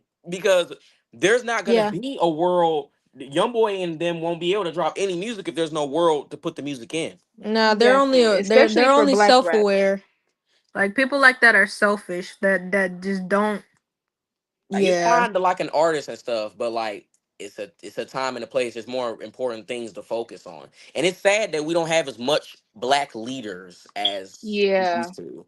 I feel like this new music, like especially in rap, I feel like this younger generation and our generation, maybe even another generation, these new rap artists, it's just like we're following the wrong thing of what these people are saying in music. Like if they really listen to, like, they probably do, but the things that they're actually saying is just like no respect for women, no respect for their life, no respect for their kids, no respect for black history. Like this I one mean, well, it's person in my normalized, class, so they listen to it and be like, "Yeah, I'm gonna do that." It's normalized. unfortunately, Yeah, bro, it's this cool person, to tote guns and be in gangs and be a deadbeat father and beat women and treat them like crap and have multiple hoes and stuff. That's cool. yeah, And if you don't do that, unfortunately, you're lame. You're boring. You're a freaking yeah. loser if you You're don't do not a that. man. Not a man, Devin. Yeah, Fortunately, Yep, I to was society introduced in this standards. To person called, society standards, but and so I'm not society. I'm me. I create my own standards at the end of the day. So I live off of what I live off of. And if you yeah, got a nobody's problem gonna with it, control me. if you got a problem with it, eat a dick. tough Oh, titties, okay. nigga. Tough Oh, titties. I tough. don't know what to tell you. Like, get over it. Like, this is why Robert and my father helped come up with this podcast to do stuff like this to say what we have to say. And even if 1,000 people don't see it, as long as this message reaches one person, we've already succeeded. Yeah, I agree. We already succeeded. all roads lead to Rome. Okay. Yeah. Yep. Yeah, Do y'all know who the Young Thug is? yeah. Yeah. Unfortunately, Yeah. Yeah, unfortunately, I was introduced into that artist, and they showed me an album of like the cover was him being light skinned or like white skinned, and they kept saying like how he kept saying the hard R, and I'm like, oh my oh gosh, I yeah, might actually that listen to this. By the something to way, talk about. Cool. yeah, like Didn't mean what to is cut you going off, on? but yeah, I've seen that a while back. Like, Oh, so Uh, that's he's it's been yeah. out. like Oh, what are we doing? What are we doing? Come on, Thug. Like, No, no, this been out. you were. oh, He's I didn't he's know not that. for us. He's not with us. He's not for us. Mm, Doing he's something not like that us. Come He's on, us. because Thug. I say this all the time. Like Thug, Nobody bro. should. Before Yeah, this, nobody bro. should use that word. Before this, I ain't know a bunch of Young Thug songs, but the ones I heard, bro, he was cool before this. But like, come on, man. Like, you had to ruin it. You had to ruin Yeah, it. this is why I don't listen to like I don't even listen to rap anyway. I listen But, to a rap that has like influence and like important meaning in it, like yeah, like Yeah, I Tupac, Lauren yeah. Hill, Kendrick Lamar. I listen to people that talk about like real stuff. I don't want to hear about a dude toting switches and having sex all the time. That's not cool. Unfortunately, that's gone extinct. All we hear about is Get money, fuck bitches.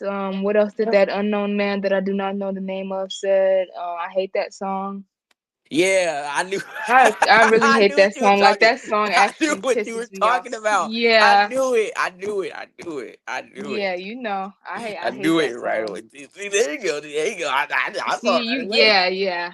You know what I'm talking about. No, but in all seriousness, that is ridiculous. We need to learn the error from our ways, which is exactly why when I want my camera on for this. When Black History Month comes in on February next year, we're gonna have a field day with these episodes and these topics. Yep. Mm-hmm. We're gonna talk I about, was already having ideas of things I want to discuss every but yeah, guys, when Friday. Black History Month comes along, let's make sure that we have our best topics to talk about, even though it's Yeah. worldwide. You know, we started this, but they won't tell you that. So, shh. But yep, Yeah, when that's Black History Month comes around, yeah, we'll have it. But whoo, man, this a Well, good one right yeah. here. yeah, this was a good Reinform episode. This got me reinform deep. people of the things that the schools won't, because they're not gonna get the education anywhere else, because now our schools are becoming dictatorships, just like Yep, this country is becoming a dictatorship. And Hmm. and like a form of slavery and building workers. oh yeah, North Korea for sure. That's where we're Hmm. headed. Oh God, Allegedly. those poor people. Yeah. Those poor people. Who? But yeah, we're gonna get back to this in more episodes, and especially during Black History Month. We're Hmm. definitely gonna get into that. But now, before we get into Robert's segment, we have to talk about the topic of the episode: the problem with new group members. Can I start? Wait, didn't we Sure. already talk about? I Yeah. love the OJs. I love the OJs so much. But Oh gosh. Oh no. All right, be careful on it now. No, say what you feel. Fuck them. Be careful. Go easy on them. I just want to say that I hope Nathaniel comes back, or Samuel, because what we have now as the middleman is, I Just would like an original. I would like like an that, original. like dance and do background. That's it. Go Sammy get come them. back, Sammy. Please, please. You're right there, Nate. Please, right Eddie and there. Walter are okay. I don't know about that E guy. Okay. I went to go see them actually with Johnny Gill. I love Johnny Gill so much. But Yes, yeah, sir. I went to go see the OJs with Johnny Gill, and had it come to the part where he was speaking, he was doing too much. And I just want to throw that out there. And another thing I feel like new group members do is they get a part of this group, like that, most likely because most of the time it's younger guys joining these older groups. So they get into this group. Oh man, my parents used to listen to y'all all the time. I grew up on y'all's music, this, that, and the third. But then they start to, this is nice, this group life is nice, and they start to get an ego on their heads, and that's where you mess up. And that's my problem with the new group members and their things, and it's just not authentic as it was. At a certain point you just wrap it up, or you just use the two people that you have. You know, that's kind of what's happening with the Whispers now. I respect what they're doing on how Oh they vow not to replace their guys. Like that's true. Kudos to them. But yeah. hmm, about after seven, they're a very great group. The '80s and Oh Hi, '90s. boy. Kevon. Ready or not. All the big hits. Can't stop. Baby, I'm for real, and songs like that. You guys are great. Till you do me right. But you know. I love those first two albums. The third one's okay. I mean, I like a couple of the songs from there, but Melvin, Keith and Kevon, those are the guys right there, and those two other guys, they don't hold the same weight as Melvin did, because a voice like Melvin, you can't find that at your local dollar store, like Anywhere. Yeah. anywhere. Nobody sounds like that, Melvin man. and You can't Kevon. find that on Amazon. Nobody Right. sounds like that, man.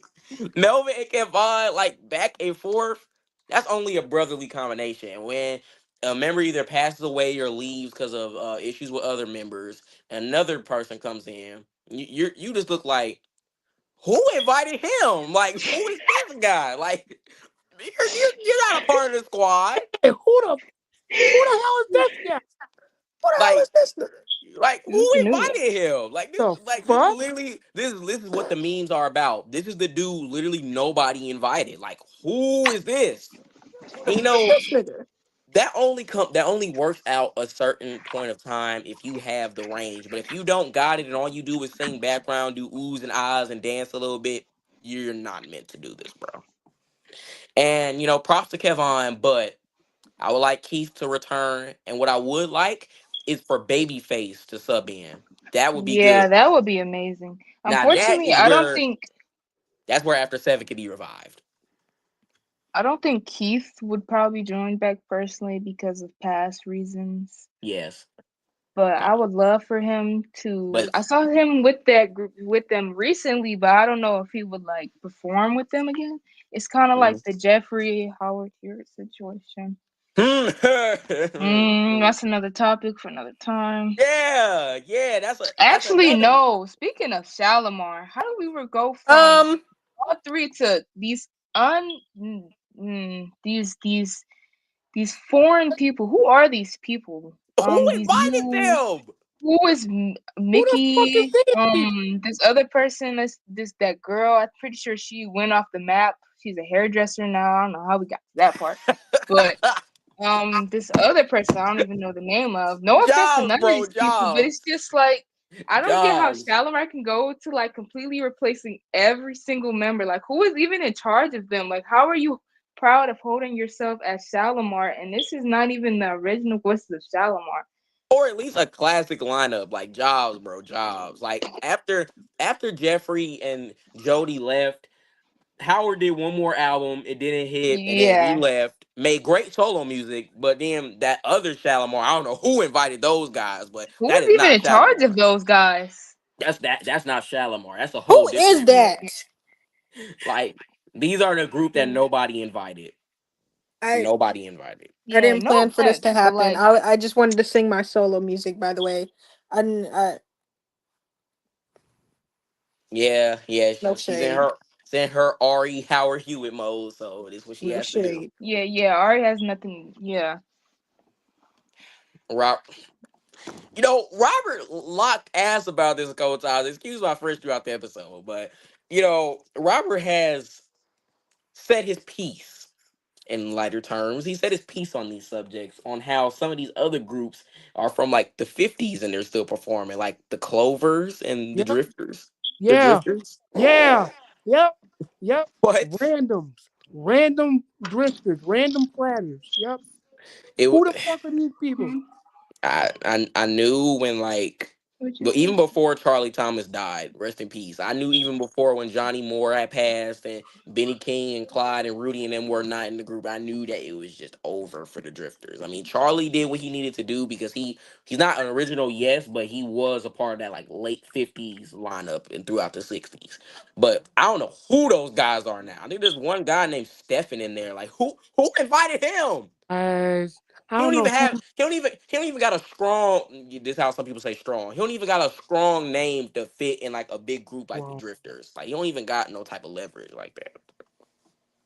No offense though, but whatever keeps the lights on at your house, I guess. But yeah, I I'd guess. say the only group that this somewhat worked for a while was the Temptations, and even that ran dry. Like I say when Richard left and when Ali had to leave and when Melvin died, that's when it fell off. Because Phoenix Rising was the last good project they put out, and then everything else they put out afterwards was terrible. No, Yeah. I know if I was alive when Ali left, I'd be Irresistible. hurt. Yes, once again, no Kimani, no Justice for Irresistible. That album sucks. I want my camera on. I want you to see my face expression because behind the camera is not enough. Actions speak louder than words. No Hey, Justice for Otis. Irresistible. That album is not good. The only song that's decent is I'm Here, but the rest of the album is a snooze fest. It's not good. Nothing that they've put out in the 2000s is worth listening to. If you are a fan of the Temptations, do not listen to those 2000 albums. So we're trying to warn you because And don't unfortunately really, there was nobody around to warn Ari because she listened to all those albums. yeah. So take I've heard every heed single this warning. Temptations album. I'm I telling you, I'm heard telling you, I'm telling you. everything. I heard everything. Heed this warning. Do not listen to those 2000 Temptations Shorty albums. is my girl. Ooh yeah. Also, you Yeah, shouldn't that's not the you Temptations. you shouldn't really listen to the '80s like that. Being Yeah, honest. they have a couple songs. Now wait, Special is good. That's a good album. But Yeah, the it's 80s, the 80s anything with Ollie, anything they with have hit or Ollie, like miss. Lady Soul and stuff like that. Yeah, those songs will hit, but like buying like all their 80s albums, I wouldn't recommend it. But Special is worth picking up. Power is worth picking up. The Reunion, yeah, I guess, but Um, okay, I just want to say, Special is one of my favorite albums. Yes. you know. Had Oh to put wait, that out there. I remember the group that I was about to speak about. Switch. Who that fall off? It's bad, so bad. No Bobby, no Tommy, no Philip. Like the magic is gone. That "Am I Still Your Boyfriend" album is terrible. It's terrible. Yeah, I remember that certain person was hyping it up, and I'm like, so it's kind of ass. Yeah, Are we sure about like this? that It's not video, worth listening to. you find this amusing? Who invited these guys? Like, I need to know who's No, inviting yep, these walking people. down the street in a random music video. This is what we get. Yep, switch it, baby. Switch it, baby. Yep. Oh, we're gonna talk about music video. Oh Yeah, yeah, you know, this the aren't we, type of Devin? great. Yes, this is the type of great music that Bobby DeBarge and Philip and Tommy, the classic Switch lineup made. I want to be closer, Power to Dance, You and I, like This Is My Dream, Love Me Over and Over Again. These are the peak songs. The first four Switch albums are peak. Anything afterwards, they only made one because they themselves knew that it was terrible. Sucks. Do not even don't even waste your time listening to Am I Still Your Boyfriend? It's terrible. And hmm, is Yeah, there any before other I even groups? knew. Is there any other groups? Go ahead. No. Oh, I was gonna say something about Bobby DeBarge and Switch. Before I even knew like who they really were, and I was just listening to their music. I was hurt when Bobby wasn't on another album. I'm like, so who are these guys? Who? Because he's I, like one of my favorite vocalists. dude, I hate how many Oh times I have to yeah. keep saying it. Who invited them? Gregory Williams, bro. Trust me, you're a legend. Uh, You're a legend, bro. Trust me. But you have to know when to hang it up. You have to know when to let it go. Okay. Certain members just aren't going to cut it. Certain people are not going to cut it. Nobody is going to take the leverage of Bobby DeBarge. Like, get them past Philip Ingram. I mean, at least. I mean, Yeah. you could hire me, but that's about it. Yeah, but like, you weren't around in those times. But if you were, then Yeah, could have been a good fit. But yeah. who even Wrap it up. are those guys? Wrap it up. Like, you have to know when to let it go, bro. You have to know when to let it go. Like, oh, another group that just came to mind. The Blue Notes. Yeah, who the hell are Oh, these the old ass? Temptations review featuring Dennis Edwards. The Dennis Oh, Edwards that's been Well, dead we're since gonna get there, Ari. 2018. Wait, Ari, stop. We're gonna get there. We're gonna talk about No, that. no, no. I just had to put that out there because this man has been gone For almost a decade. for almost a decade. been 7 years. That's good. 7 years since this man passed away, and y'all still featuring Dennis Edwards. Are we serious right now? Y'all are still featuring Dennis Edwards, Like, how is featuring this him. possible, y'all? Like, how is this possible? Who in- There's who, who invited them? Who invited them? He unfortunately him and Eddie invited. We're gonna talk about it, but Yeah. unfortunately him and Eddie invited them. No, I'm talking about like after Dennis died. Like, who invited these guys? Like, who told them to keep doing this? I don't know. Dude, the only reason that y'all were even somewhat being noticed by an audience is because Dennis Edwards' name is in the front. That's it. I mean, it's not like they can, bro. Even my dad seen them. My dad seen them, and he said that they can't sing. Like, he said that they're terrible, and he said that the suits that they wear suck. Yeah, they But do. They're horrible. listen, The grimace fit. n- Yeah. we'll get to that, Ari. But Dennis, love you to death. I really wish I could have met that guy, but he's not entirely safe on that suit Oh aspect because no, we're gonna when he talk about was what he alive, did, he was wearing BS suits. Them suits were terrible. Devin. The Man, Greenwood. We gonna talk about what good old Dennis did. Yeah, yeah. The Greenwood. But okay, back to the Blue Notes. That fall off was bad. They really thought that if they do a whole album with Sharon Page that they could be saved. No, bro. Like this ain't even the Glaze. Y'all needed Teddy, bro. Y'all needed him. Like, and it really showed. Cause look how great he did after he left, and look how far y'all sunk to the bottom when he was out. Same thing with LTD, and I got a lot to say about Oh that. yeah. Get So him. listen.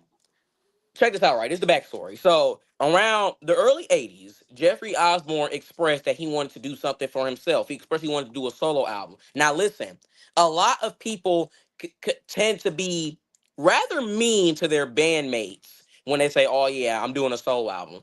He did the nicest thing and told them. Some people just go behind your backs and do an album anyway or start recording an album while they're still in the group. Cough, cough, Eddie Kendricks. Because 1970 is when he started recording his first solo album. He Yep. was still in the group in 1970. Did they know about that? Maybe Paul knew, but did the rest of them know? Probably Nope. not. But they're the But same ones that. My bad, Devin.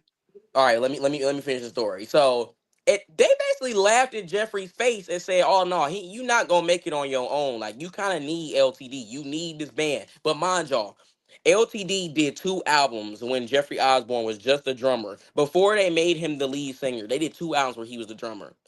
Them albums didn't even make the top 40, and none of the singles even charted. But when Jeffrey Osborne stepped onto that mic and said, "Loving you gave me something new that I never felt" on Love Ballad, number one. Number one. Their Never album started dreamed. making the top 10 because of Jeffrey Osborne. And when him and his brother dipped, down the drain. Also, another fun fact is Casey and Georgia remade that, covered that song on their Love Always album. It was okay. Yeah. Um. Yeah. That. It's not that bad. Oh. That's not bad. That's not what I'm saying. That. Yeah, but like, it's okay. But like, Okay, let's not get on that. I'm just saying, like, nobody sings that song like Jeffrey Osborne. Like, certain songs is certain songs for a reason. Now, this definitely not to knock Casey and JoJo because them my boys. That's one of my favorite brother duos. I mean, they're my guys. I mean, I love Jodeci.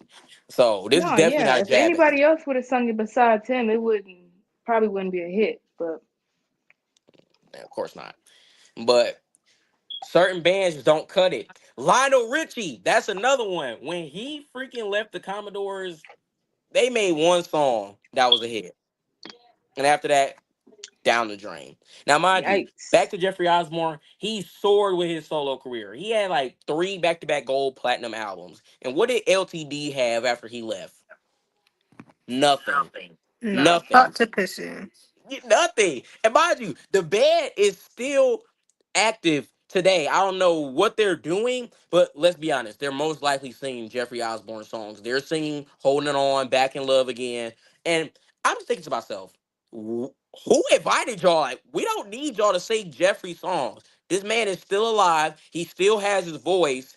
And he's still singing and doing his thing, mind you. He just sadly lost his wife last year. And guess what? He's still pushing. He's still Yeah. thriving. He's still singing. Jeffrey is one of the greats. He still got that voice. He got that it factor. That's what makes Jeffrey Osborne Jeffrey Osborne. He needs to go back on tour with like a bunch of other artists. Like he should have been a part of that cookout stuff. I would have loved to see Jeffrey Osborne on that cookout tour. That would have been Oh yeah. It perfect. should have been Charlie Wilson, him, KC, and then Johnny yeah, Gill. Johnny Gill. Yeah, that would have been a perfect 4-man lineup. Those are all very strong voices. So I mean, and they all still got it. So there ain't no need to not put Jeffrey Osborne on there. He ain't no afterthought. Jeffrey been doing this since the 70s. That man can drum, sing, and write. Like, no ever disrespect Jeffrey Osborne. That's one of the greats right there. He needs to be inducted to the Rock and Roll Hall of Fame. But you know what they'll do? I don't even want to say it because man, when that day comes, I'm gonna be very sad. But Yeah. when Jeffrey moves away from where he lives, that's when they're gonna give him the Yep. honors. Like, oh yeah, yeah, yeah, Jeffrey Osborne, yeah, he's one of the greats. You know, LTD and Men by himself. You know, he's great. He's great.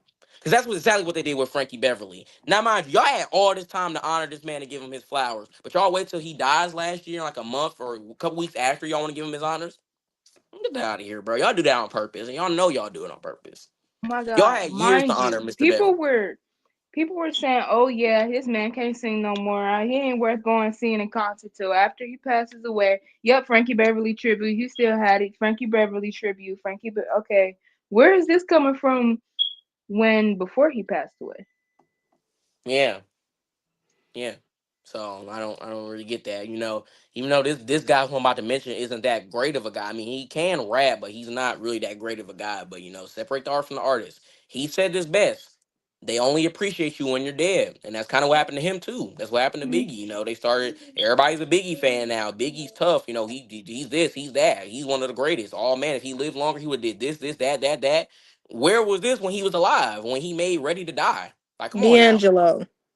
Another one. Nobody uttered the name D'Angelo until he passed away, except for maybe Kimani, because I remember talking to him about D'Angelo a couple of times, and Devin, because he right before he passed, he started kind of getting into his stuff. Nobody else was talking about this man. Now I can admit, I'm not gonna put myself on a pedestal with this D'Angelo stuff. I did tap in more to his music. I love it. It's great. His artistry is great. I really wish I would have recognized it sooner when he was still alive. I've unfortunately fallen victim to this one time. I wish I had gotten more into like the D'Angelo stuff like before he died. But his songs that he does have, of course, I love them. They're great. Like the fact that he put all this together and he helped write and produce all this, and he covered some great soul songs. He did his thing. That guy was one of the best. That guy was one of the best. I mean, I call myself Dev Angelo as a joke, but I really do appreciate his artistry. I see why some people said that he was like, what, like a Marvin Gaye at their time. Like, I understand what they're saying. I really Yeah. wish I would have saw it sooner. But I told that to Kimani because he's like the biggest D'Angelo fan I know. He's been listening to this guy since he was born, even before that. And he said, "Oh man, don't feel bad or nothing about it, because that's how I was with Prince. Because like he was like what, 15, 16, 15 when Prince died, and he didn't start getting into Prince real heavy until after Prince died. So I'm not gonna paint myself here like I'm perfect with this D'Angelo stuff. I have Yeah. unfortunately fallen victim to that, and I can Yeah. admit that. I can admit my shortcomings. Like earlier, my voice cracked. Like that was kind of embarrassing, but I will redeem myself at some point when I eventually do. Yeah, but we're not the type to, rave on it for 3.5 hours. Yeah. And not shut the fuck up about it. That's very true. That's very true. But everybody makes mistakes. All them notes ain't always gonna be perfect. But when stuff like that happens, there's always room for improvement. Like Ari said earlier, kill your ego before it kills you. Yeah, that's what I was thinking about earlier. A lot of artists, whether it be drugs or just the way they act, it physically took them out, and it just made me say that you have to humble yourself, because you're gonna catch the right person at the wrong time, unalived, or you're gonna do the right drug at the wrong time, unalived. Ego gonna get to you, money gone. It's just so many things that go into it. Yeah. Unfortunately, Ego. one of the great artists were victim of that. Oh, poor Bobby. Oh gosh, Oh, dang, that brother could breaks sing. my heart. Oh, Man. That's how I feel with Marvin Gaye and David Ruffin. David Ruffin, that specific one, that what makes me Yeah. mad when I listen to like Yeah. his peak. Like, dude, you had all this potential, and I can admit this is not all his fault. This is not all his fault. This is also Motown's fault for yeah. holding back his talents, and they talk Thank you, about Barry. that. They talk about that. Yes, thank you so much. They talk Yeah. about that on the liner notes of David's album that was released years after he died. Because thanks so much. That's what we were all waiting for. You could have released it when it was supposed to come out, or you could have at least released it like I don't know, maybe a month or a year after he died. But nope. Like how long was it again, 13. Robert? 13. 13. Yep. Thank you. And he would have been what, in his 60s at that time? 63. Exactly. So yeah, thanks so much. But he had a lot of talent. He had the whistle register and everything. Yep. But Motown was effing him up and he was effing his own self up. But Yeah. people issues like that stem a lot from their childhood and if they've had stuff like really bad like happen to them in their childhood. But you know, but that's what we mainly are. That's gonna wrap up our main topic of what this episode is. Because last time we had a title, but we didn't talk about the title. It was Fame and No Fortune. It's a good episode. Definitely check it out. Check out all the rest of them. But we unfortunately didn't talk about the topic in the title of the episode. But we're correcting our mistakes because everybody makes them. We're all human, and we do our best each week to remember to talk about our topic and titles of the episode. But now we're going to move into our last topic, led by Robert. Because he's been waiting to talk about this. Yeah. His logic for this week. What's going on, everybody? Today I want to talk about something that I've talked to everybody except for Kyra, but talked to Devin and Ari about this a lot. And Josh. Josh too. And Kibati last He's week. here in spirit. They're here in spirit. Yeah. But I say today is time we talk about this publicly. Now, hey, Devin, I want you to do something real quickly. If you can you get your My Whole World Ended album? It's all the way upstairs. I'll get it. Hold on. Okay. While you're doing that, I'm gonna wait for Devin to come back. Then I'm gonna start everything off. So a little intermission. Sure. How's everybody's day? Going pretty good. How are you? Doing pretty good. Chilling on the podcast. How's everybody in the comments day? Comment down below how your day was. What you ate, what album you listened to today, things of that nature. Yeah. While we have this intermission, you just sit back, relax, Enjoy the show. wait for Devin. Yeah. Yep. All right. I have it. Good. Now Okay, can you put it to the camera so everybody can see? Sure. Move this microphone for a second. Okay. You a little bit closer. Okay. Good. Now, you see that guy right there? You see him? Yeah, you see that? That's him in 1969. Here. Just look at something. I know you're not about. Damn, how do you do this camera thing? How do you flip the camera? Just like hold up. Just put it in the camera. Because I don't think StreamYard has this feature. Okay. Now that's him in 1969. Keep that in mind, right? This. Damn. I can't really flip the camera. But Devin, can you pull up a picture of him in later times? I don't have a picture. I only have the clip that you told me to show. Well, just show that, because that's Okay. After you show that, I'll get into everything. Yeah. Robert, you gotta tap the camera, the arrow on the camera, and you gotta click the back camera, bro.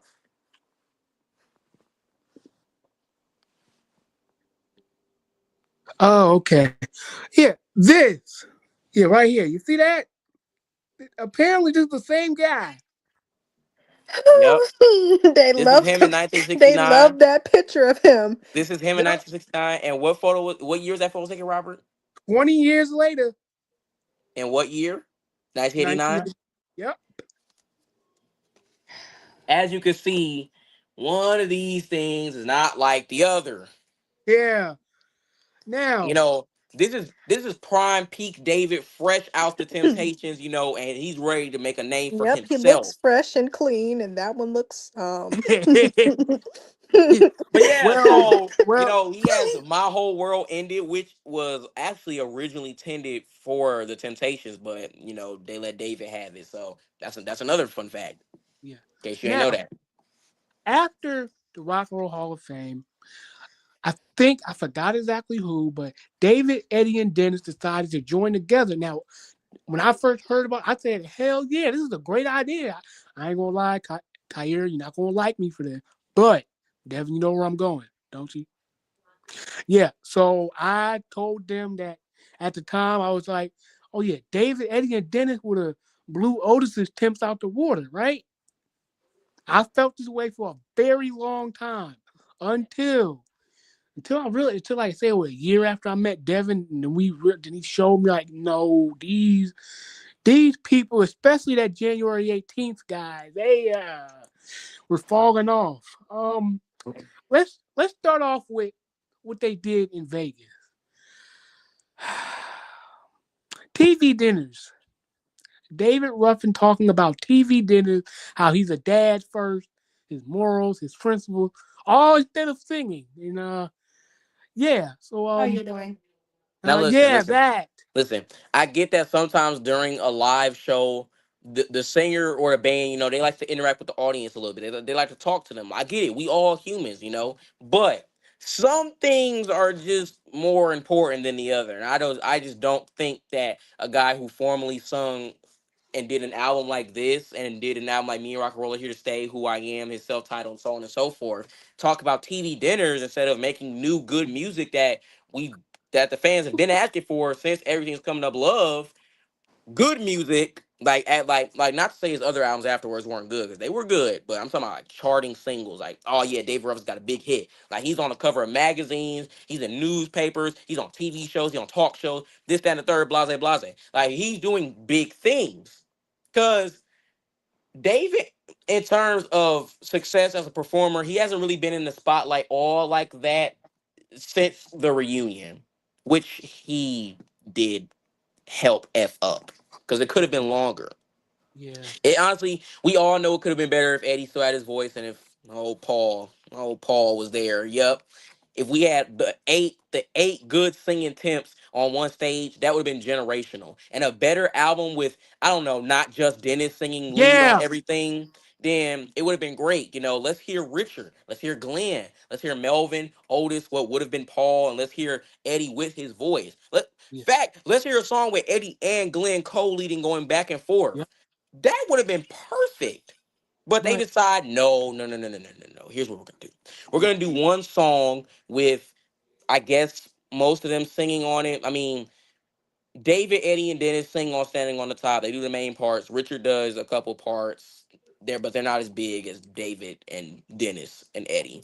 Melvin says we want the funk. Otis doesn't have no parts because, yeah, just forget about Otis. And Glenn, he does sing on it, but it's on the 9-minute version. It's not on the shorter version. So there's that. And it's just not the same, because like this is the same mistake that they made back in 1975/6 with Dennis singing everything, and why he just was fired from the Temptations, and why they had to drop Jeffrey Bowen as a producer and writer, and why Dennis had to basically work as a construction worker for a couple years until he was asked to come back to the Temptations, because he was supposed to do an album, and apparently, no, actually, not even apparently. His first real solo album, not Don't Look Any Further, his real first debut solo album that came out in the 70s, that was supposed to come out in the 70s, because him and Teddy P were doing an album at the same time. They were both going to drop an album around the same time. But Teddy's record label had bigger and better plans, because they're not like Motown. Their manager isn't stuck up and saying, oh, yeah, we're just going to have you spend all this money on studio time and record all these songs, but we're just not going to release it for like 40, 50 years, and you're dead for 7 years currently, 2025, and we've yet to put out the album. yeah. But But Teddy gets his album and albums and does great things. But Dennis, he steps away from the music business because, Motown just basically says F him and puts his album in the can. So he's a construction worker. But when he's called back to the Temptations, he does Power, and then so on and so forth. He leaves and he comes back and blase, blase. We all know the whole story. So afterwards, David wasn't that much in the spotlight after the reunion as much. He does his thing a little bit with Hall and Oates. He somewhat gets his pub- publicity. Publicity. He somewhat gets his publicity back in 1985 with performing with Hall and Oates. And then he does an album with Eddie, Ruffin and Kendrick. Now, Time. If the Time. time was better, David and Ruffin, David and Ruffin, David and Eddie could have been the OG Casey and JoJo if they did right, and if Eddie still had his voice, and if David was still in his prime, they could have been the OG Casey and JoJo, and they could have did great albums like they did. But time and they were getting old at that time. They weren't having the same wow factor that they had when they were in their 20s and 30s. They were starting to get up in age, and sadly Eddie was sick, and David still had his issue with drugs. Yep. But you know, they were supposed to do an album, right? Hmm. Now, this started in 1989. David unfortunately died in 1991. But within those 2 years, they could have had an album. But you know what they did instead of doing an album? Devin, show the people the clip. This is just.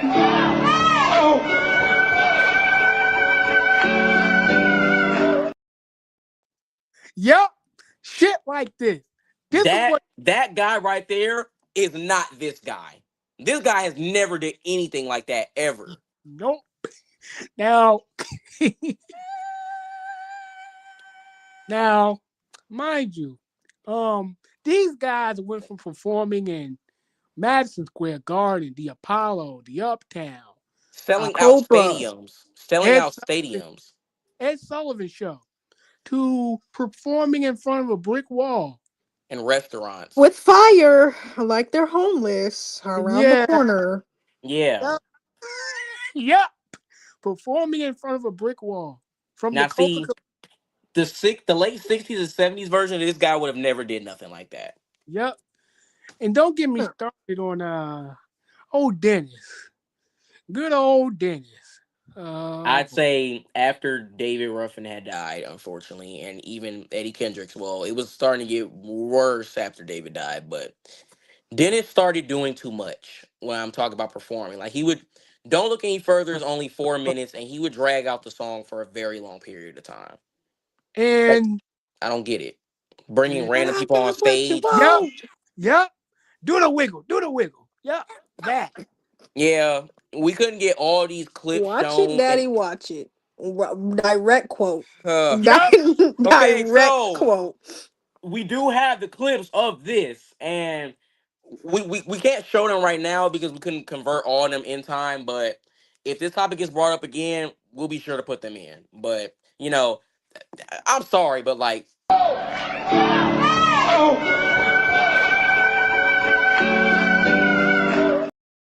him doing that, this guy would have never did nothing like that. Yep. And you're probably thinking, well, you're probably thinking to yourself, lock in. You're probably thinking to yourself, oh, why does the clip look so bad? It's just David Ruffin singing. No, No. it's much deeper than that. Yeah. If you listen to how his voice sounded in the late 60s and 70s, he would have never hit no note like that.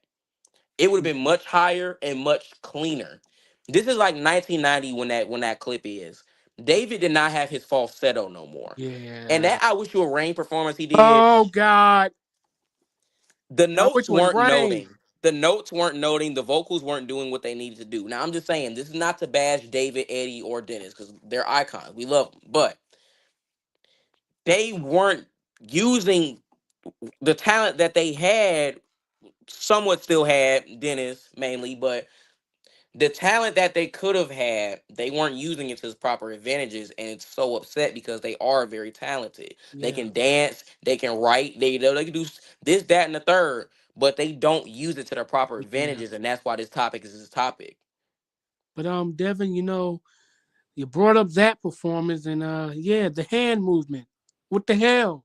Why? Yeah, when David performed I Wish It Would Rain back on the Hollywood Palace, another big show at the time in the late 60s that he was on, but we went out and saw the 1990 version of him on. But the 60s David with the Temptations, Eddie, Melvin, Paul, Otis, the classic five. When he performed I Wish It Would Rain, he never did what me and Josh kept laughing at last week. He never did that. He never did that. Kimani, that's showmanship, right? No, it's not. It's not. It's not. So, You know, it's you know, Kimani. He's a stand up guy, but yeah, not everybody's music takes are always accurate, and that yeah, was not accurate. Because what the hell is that, dude? yep. He looks like he's like he's doing the Thriller dance. Like what is that? What is that? That is not showmanship. The And that's old day, another thing. bro. This David Ruffin would do a smooth knee drop and come up Yep, clean every time. and that's That's the another. difference between this David Ruffin and this one.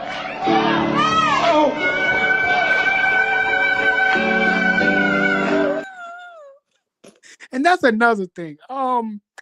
Dennis went from, Dennis was always the loud guy, whatever, always had that louder thing with his voice. But he went from singing loud, but it's Dennis, right? Everybody this is Dennis, this is how he is. To him barking. Him barking. Yep. Yeah, I don't know what that was about, and I just didn't appreciate it because the real big three of the Temptations that was supposed to happen back in the '70s. Ruffin, Kendrick Williams, David Ruffin, Eddie Kendrick, and Paul Williams. That was supposed to be the original three-man trio. And mind you, it was 1972 when they was gonna start this.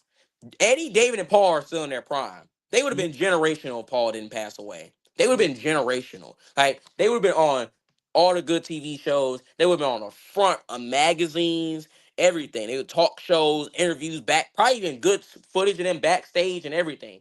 But even if David likes to be David and sometimes not show up, but even as a duo, Eddie and Paul could have carried themselves. Yep. Because even though it didn't happen often when them two was wholly on the song because Barry being Barry saying, "Oh yeah, Eddie and David, Eddie and Dennis."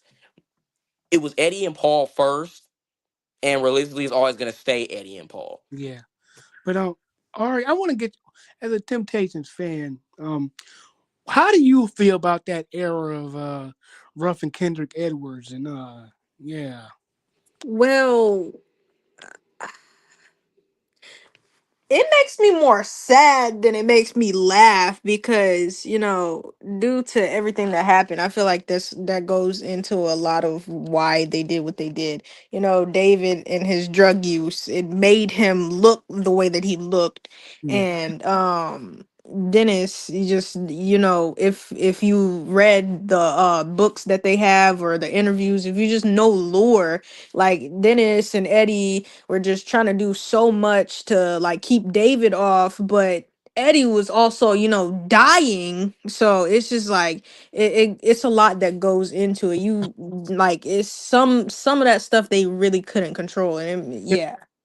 No, that's Yes, true, but let's be real, Ari. So a lot of the stuff that me, you, and Devin have talked about, a lot of that stuff wasn't necessary. Oh no. Yeah, the on stage stuff, nah, Yeah, but the as far as the deeper stuff goes as to why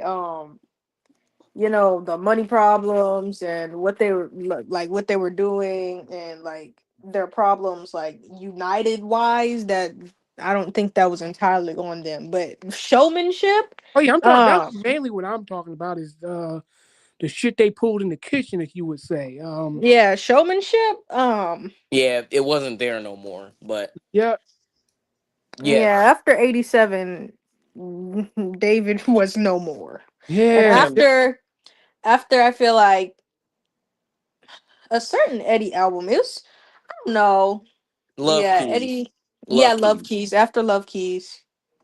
and don't forget, hurt the one you love. Yep, that was one of David's supposed to be, I guess, comeback song. I If you heard the song, la la la la la. the La. listen, the song, it's not even like, oh yeah, oh yeah. It may not look like as much now, present day 2025, but back in like 1990, like, oh yeah, this song was good for a time. No, it was not. That song, I'm sorry, it just doesn't fall upon the category of, oh yeah, this song was good for its time, but it hasn't aged well. No, it's not one of those songs. That song, it's I'm just saying this guy would not have made a song like that. And if he did, it would have been much better. And I'm sorry, the beat for the song, it just sounds low budget. It just sounds low budget. Like it just sounds like that they're not putting enough effort into Yeah. it. Like, the best part about a song is the vocals and the beat, the instrumentation. It's what captures people to listen to. It's what captures people to bob their heads, to like it. The beat and the vocals.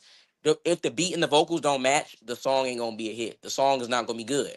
So that's unfortunately where that song by David Ruffin, "Hurt the One You Love," the last song we would ever get from him. That's where that song sadly falls upon that category.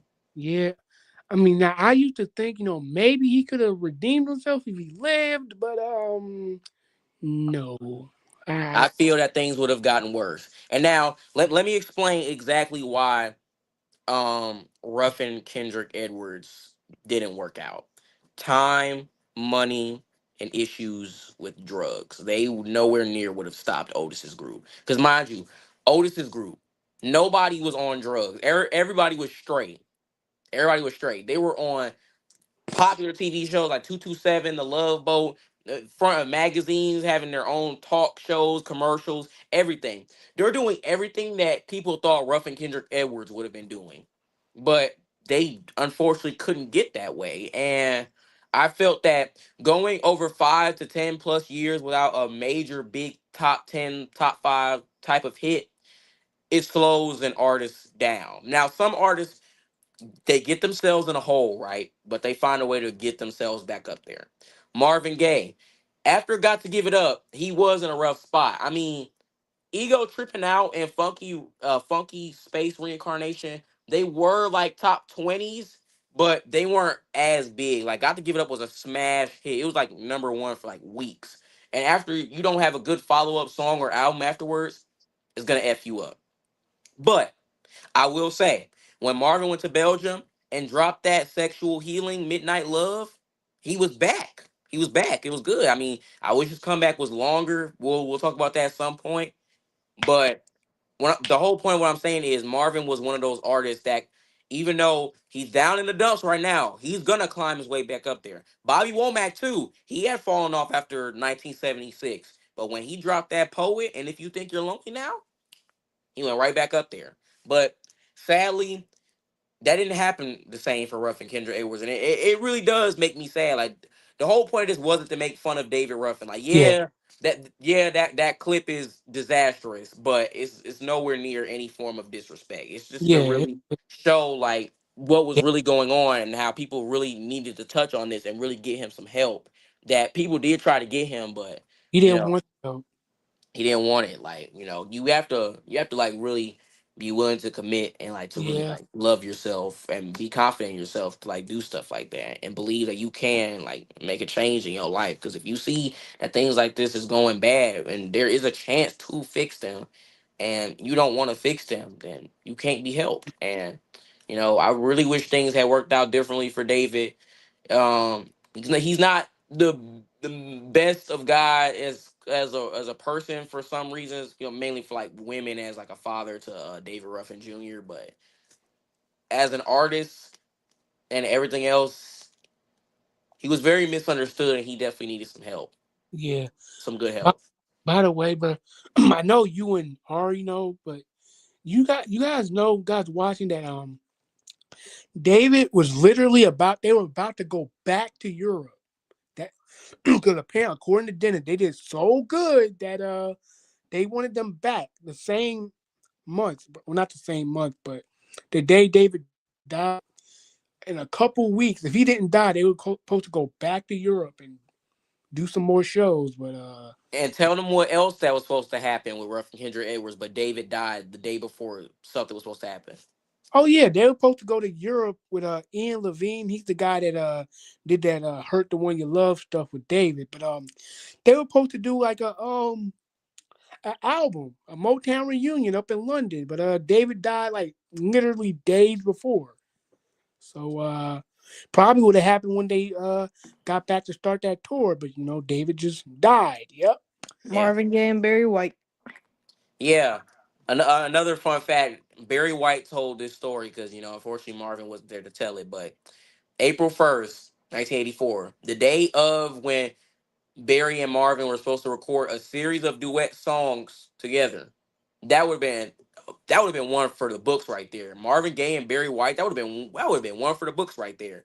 The day they were supposed to record in the studio, Marvin Gaye unfortunately dies, and everybody thought it was an April Fool's prank at first, but Yeah. certain people knew it was true. They just knew it because the lifelong struggle between Marvin and his father was known to a lot of people who knew Marvin well for many years, and when they heard that something like that happened, it was indeed no joke. And it's Yeah. very sad that impactful artists like Marvin Gaye had to be shut down for no good reason. Yeah. At what could have been his second peak. And Because another imagine thing, what more music he would have made in the '80s and '90s. yeah. And another thing about David, he he almost died the year before he actually did die. Now, you would think that anybody else they would say, okay, I'm done with the cocaine stuff for good. I'm never doing this again. Not not David. He just like because Dennis always said how when they were in London, how great he did. When in reality, I mean, I hate to say, but let's be real. The only reason David was quote unquote doing good is because there weren't any drugs in London, and soon as he got back over here, that's when he went back downhill. Soon as he got back to America. Exactly. So, and I gotta say that David Ruffin passing away is one of the biggest tragedies in Temptation history. But I think now, obviously, this is not a competition. This is not no type of comparison. But what I'm saying is that with Ruffin's passing, is that it's one of the most biggest, impactful moments in Temptation's history. But when Paul Williams passed away back in 1973, that was a moment that forever changed everybody and Yeah, how everybody felt about everything because so much stuff happened. And honestly, Dennis Dennis and Eddie, they both been through a lot. I mean, let's start with Eddie. I mean, he had to see both of his two good friends in a casket. You yep. know, that's not easy to do. That's not easy to have good strength like that. And two bad things unfortunately happened to him during these funerals. Let's start off with Paul. During Paul's funeral, he's unfortunately trying to say goodbye to his best friend suddenly out of nowhere after he just saw him a couple days ago and he was doing just fine and he was happy and smiling. He was gonna talk about, oh yeah, I'm gonna do this comeback album and everything's gonna be great, and he just dies suddenly out of complete nowhere. And him, David Ruffin, and the Temptations band leader, the Six Temptation guitarist Cornelius Grant, they get robbed and of their jewelry and everything that they were wearing. They get robbed at their friend's funeral, and we'll get to Dennis in a second because this also ties into him. Eddie gets robbed at his best friend's funeral. Like, how do you think that feels? Like, he's already grieving somebody he just saw who was alive and well. Paul had gotten his health back in order before he died. He was fine. Eddie just saw him like 4 days ago. He was a-okay. Now all of a sudden he's gone. Now I'm burying him and I'm over here singing a song in front of thousands of people, a mourning song, while his casket is open. Because Paul had an open casket funeral. In case anybody didn't know that, Paul had an open casket funeral, and the podium where people speak at, because all funerals are held at a church, and David was supposed to sing The Impossible Dream just by himself in honor of Paul, because that was one of his favorite songs. That was one of Paul's favorite songs, The Impossible Dream.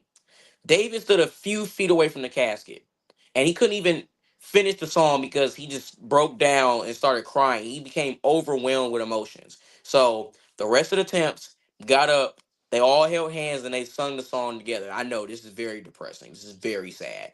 They all got up in tears, was crying and everything, went back to their seats crying and everything, and they sung The Impossible Dream.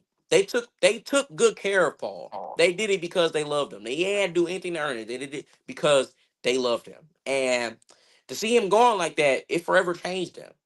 And for Eddie to be robbed during his best friend's funeral is just pretty effed up. And then let's go all the way to 18 years later. June 10th, 1991, David Ruffin is laid to rest. Eddie gets taken out of the funeral. He doesn't even get to stay for the entire funeral. He gets arrested for No, not no, paying he child did support. stay. He did stay. He got Okay, arrested. but yeah, but he still got arrested during the funeral, which is very effed up. He got arrested during his one of his great friend's funeral, and it's pretty effed up. And then all for him to be just getting sicker and sicker, because as they said, after David died, he's beginning to get sicker and sicker. And then a year later, he unfortunately also passed away. And how do you Yeah. think Dennis has to feel? He had to watch two good men that he looked up to for many years and sung in the same group with. He did a tour with them and everything. He's known these guys for damn near 30 years, and now they're both gone in a year. How do you A think he year. felt Don't when even get. Paul died? You can't even grieve David. No, Eddie dies. Exactly. And still, how do you think he felt when Paul died? Because even though Yep. you don't see a lot of video of him talking about it, and yeah, the tragedy of Paul and David and Eddie, that happened like 18, 19 years later. But still, Paul showed Dennis his way when they weren't in the group. So Paul clearly meant a lot to Dennis. Because if it wasn't for him, then Dennis wouldn't have known what to do in the Temptations. So having to lose both of his two good friends that he was supposed to do a tour and albums with in a matter of a year is really messed up for him. And let's think about another thing. Let's go back again to 1973. Around Paul's funeral, I don't know what was going on. I don't know what was in the air. I don't know who the Temps were possibly beefing with, but the car that Dennis had at the time, it got Yeah, blown that. up. His car got blown up during a funeral, and thank God he wasn't inside because that would have been an awful day if he died if he died in an explosion, and if Eddie, David, and Cornelius Grant were shot and robbed and dead. That would have been a very dark day. Yeah. So, with Dennis Edwards, his car getting blown up during a funeral is messed up. Then 20 years later, in 1993, just a couple months after Eddie died, Dennis himself almost died in a fire. Luckily, he and a Yep. couple people managed to escape, but Dennis has been through some pretty effed up stuff, and it Yeah. doesn't really get talked about enough. I mean, having to have both his friends die in a matter of a year, and then Yeah. him having to watch You Eddie can't, just can't properly grieve, bro. Like, damn, for real? right, and then him having to watch Eddie just die is pretty upsetting. And one time, I just remember this information because I haven't remembered this since the unsung. One time, Eddie was so sick and he couldn't continue performing like on stage. Dennis had to carry him off the stage. Yeah, that was at the Apollo. Yep. Yep. He had to carry a man he looked up to for many years off the stage because he Yep. was so sick and he You know, couldn't you walk know off the what stage. else left up with the Eddie thing? He couldn't even afford to not perform. Like, yeah, he was sick, but he needed the money, so he couldn't not perform. Yeah, there wasn't a lot of resources to help. So, Eddie and Dennis went through some pretty effed up stuff. And, for them to continue to perform and do stuff like that is really honorable. So the whole Yeah. point of this segment is that if time and everything was better, Ruffin Kendrick Edwards and even Ruffin Kendrick Williams would have been something great. If Paul and David Ruffin never passed away, then those guys would have been really generational. Oh yeah, But definitely. but I'm gonna end off this part because we have been doing this for a little bit long. So, but it was a good discussion. So, all right, we're going to get into our last and final part, and I hope that Ari is still with us because she hasn't said nothing in a while. No, So, I'm here. I'm so here. we have one more thing. It's not a topic. We have another performance by Ari Hewitt. But before we get into that, what's that sound? I think I hear a PSA. I think these guys got something special to say. Let's hear it, fellas. Hi, we're members of the Force MDs. Drunk driving is really whack. It's a habit you should never catch. Don't drive drunk. Don't drive drunk. That's a real tight wrap for you and me. It's a public service message from the Force MDs. All right. Now that we've had our great PSA from three pretty good guys, now we have Ari with her something to say. Or should I say something to sing? Let's hear it for the one and only, the unforgettable. Hey, what was your name again? Excuse me? It's a TCB reference. But yeah, let's hear it for Ari Hewitt. Thank you, thank you, thank you. So today, as you know, I'm Howard Hewitt. I wanted to sing a little something that I think everybody should know.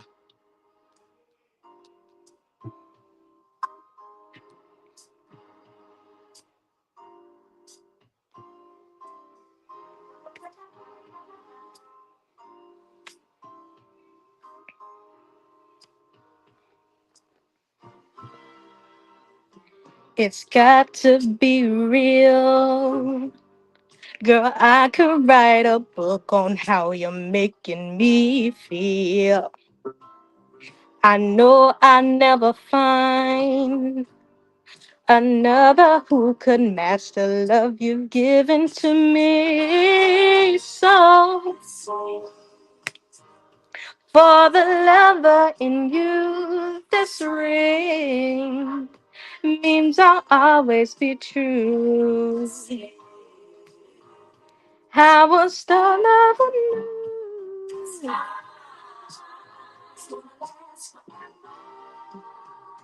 I trust you, yes I do. And girl, you're not the kind of guy could easily charm. 'Cause the meaning of love is always shown to me when you are wrapped in my arms. Oh, baby, for the lover in you. This ring means I'll always be true. This is how a star lover knew this time. I don't wanna give you up. I love you, baby. Ooh, for the lover in you, girl. And this time, forever, I could say I never met a girl, no, no, who satisfied my mental and my physical thing. When I lay me down to sleep, I rest assured with the thought that you are right next to me, my baby. For the lover you take this ring, it means I'll always be true. This is how a star lover knew this time. Forever, for the lover in you. Take my ring. Oh, sweet baby. This time we're gonna be together. Break it out, break it out.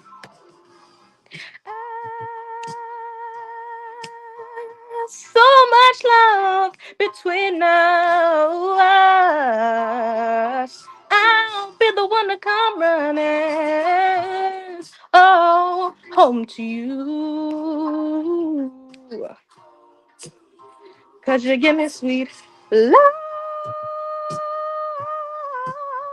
With a woman like you, I don't need to play around. Oh, you're more than just one woman. You're blowing my mind with the love that you're giving. That's what you hear me say, girl, every day. For the lover in you, baby. With this ring, I'll show you that there ain't no maybe. It's for the lover in you, baby. And this time, we're gonna be together. This is for the lover in you. Take my ring. Oh. Thank you, everybody. It was Ari Hewitt with For the Lover in You by Shalimar. Thank you. So, how'd everybody enjoy the performance?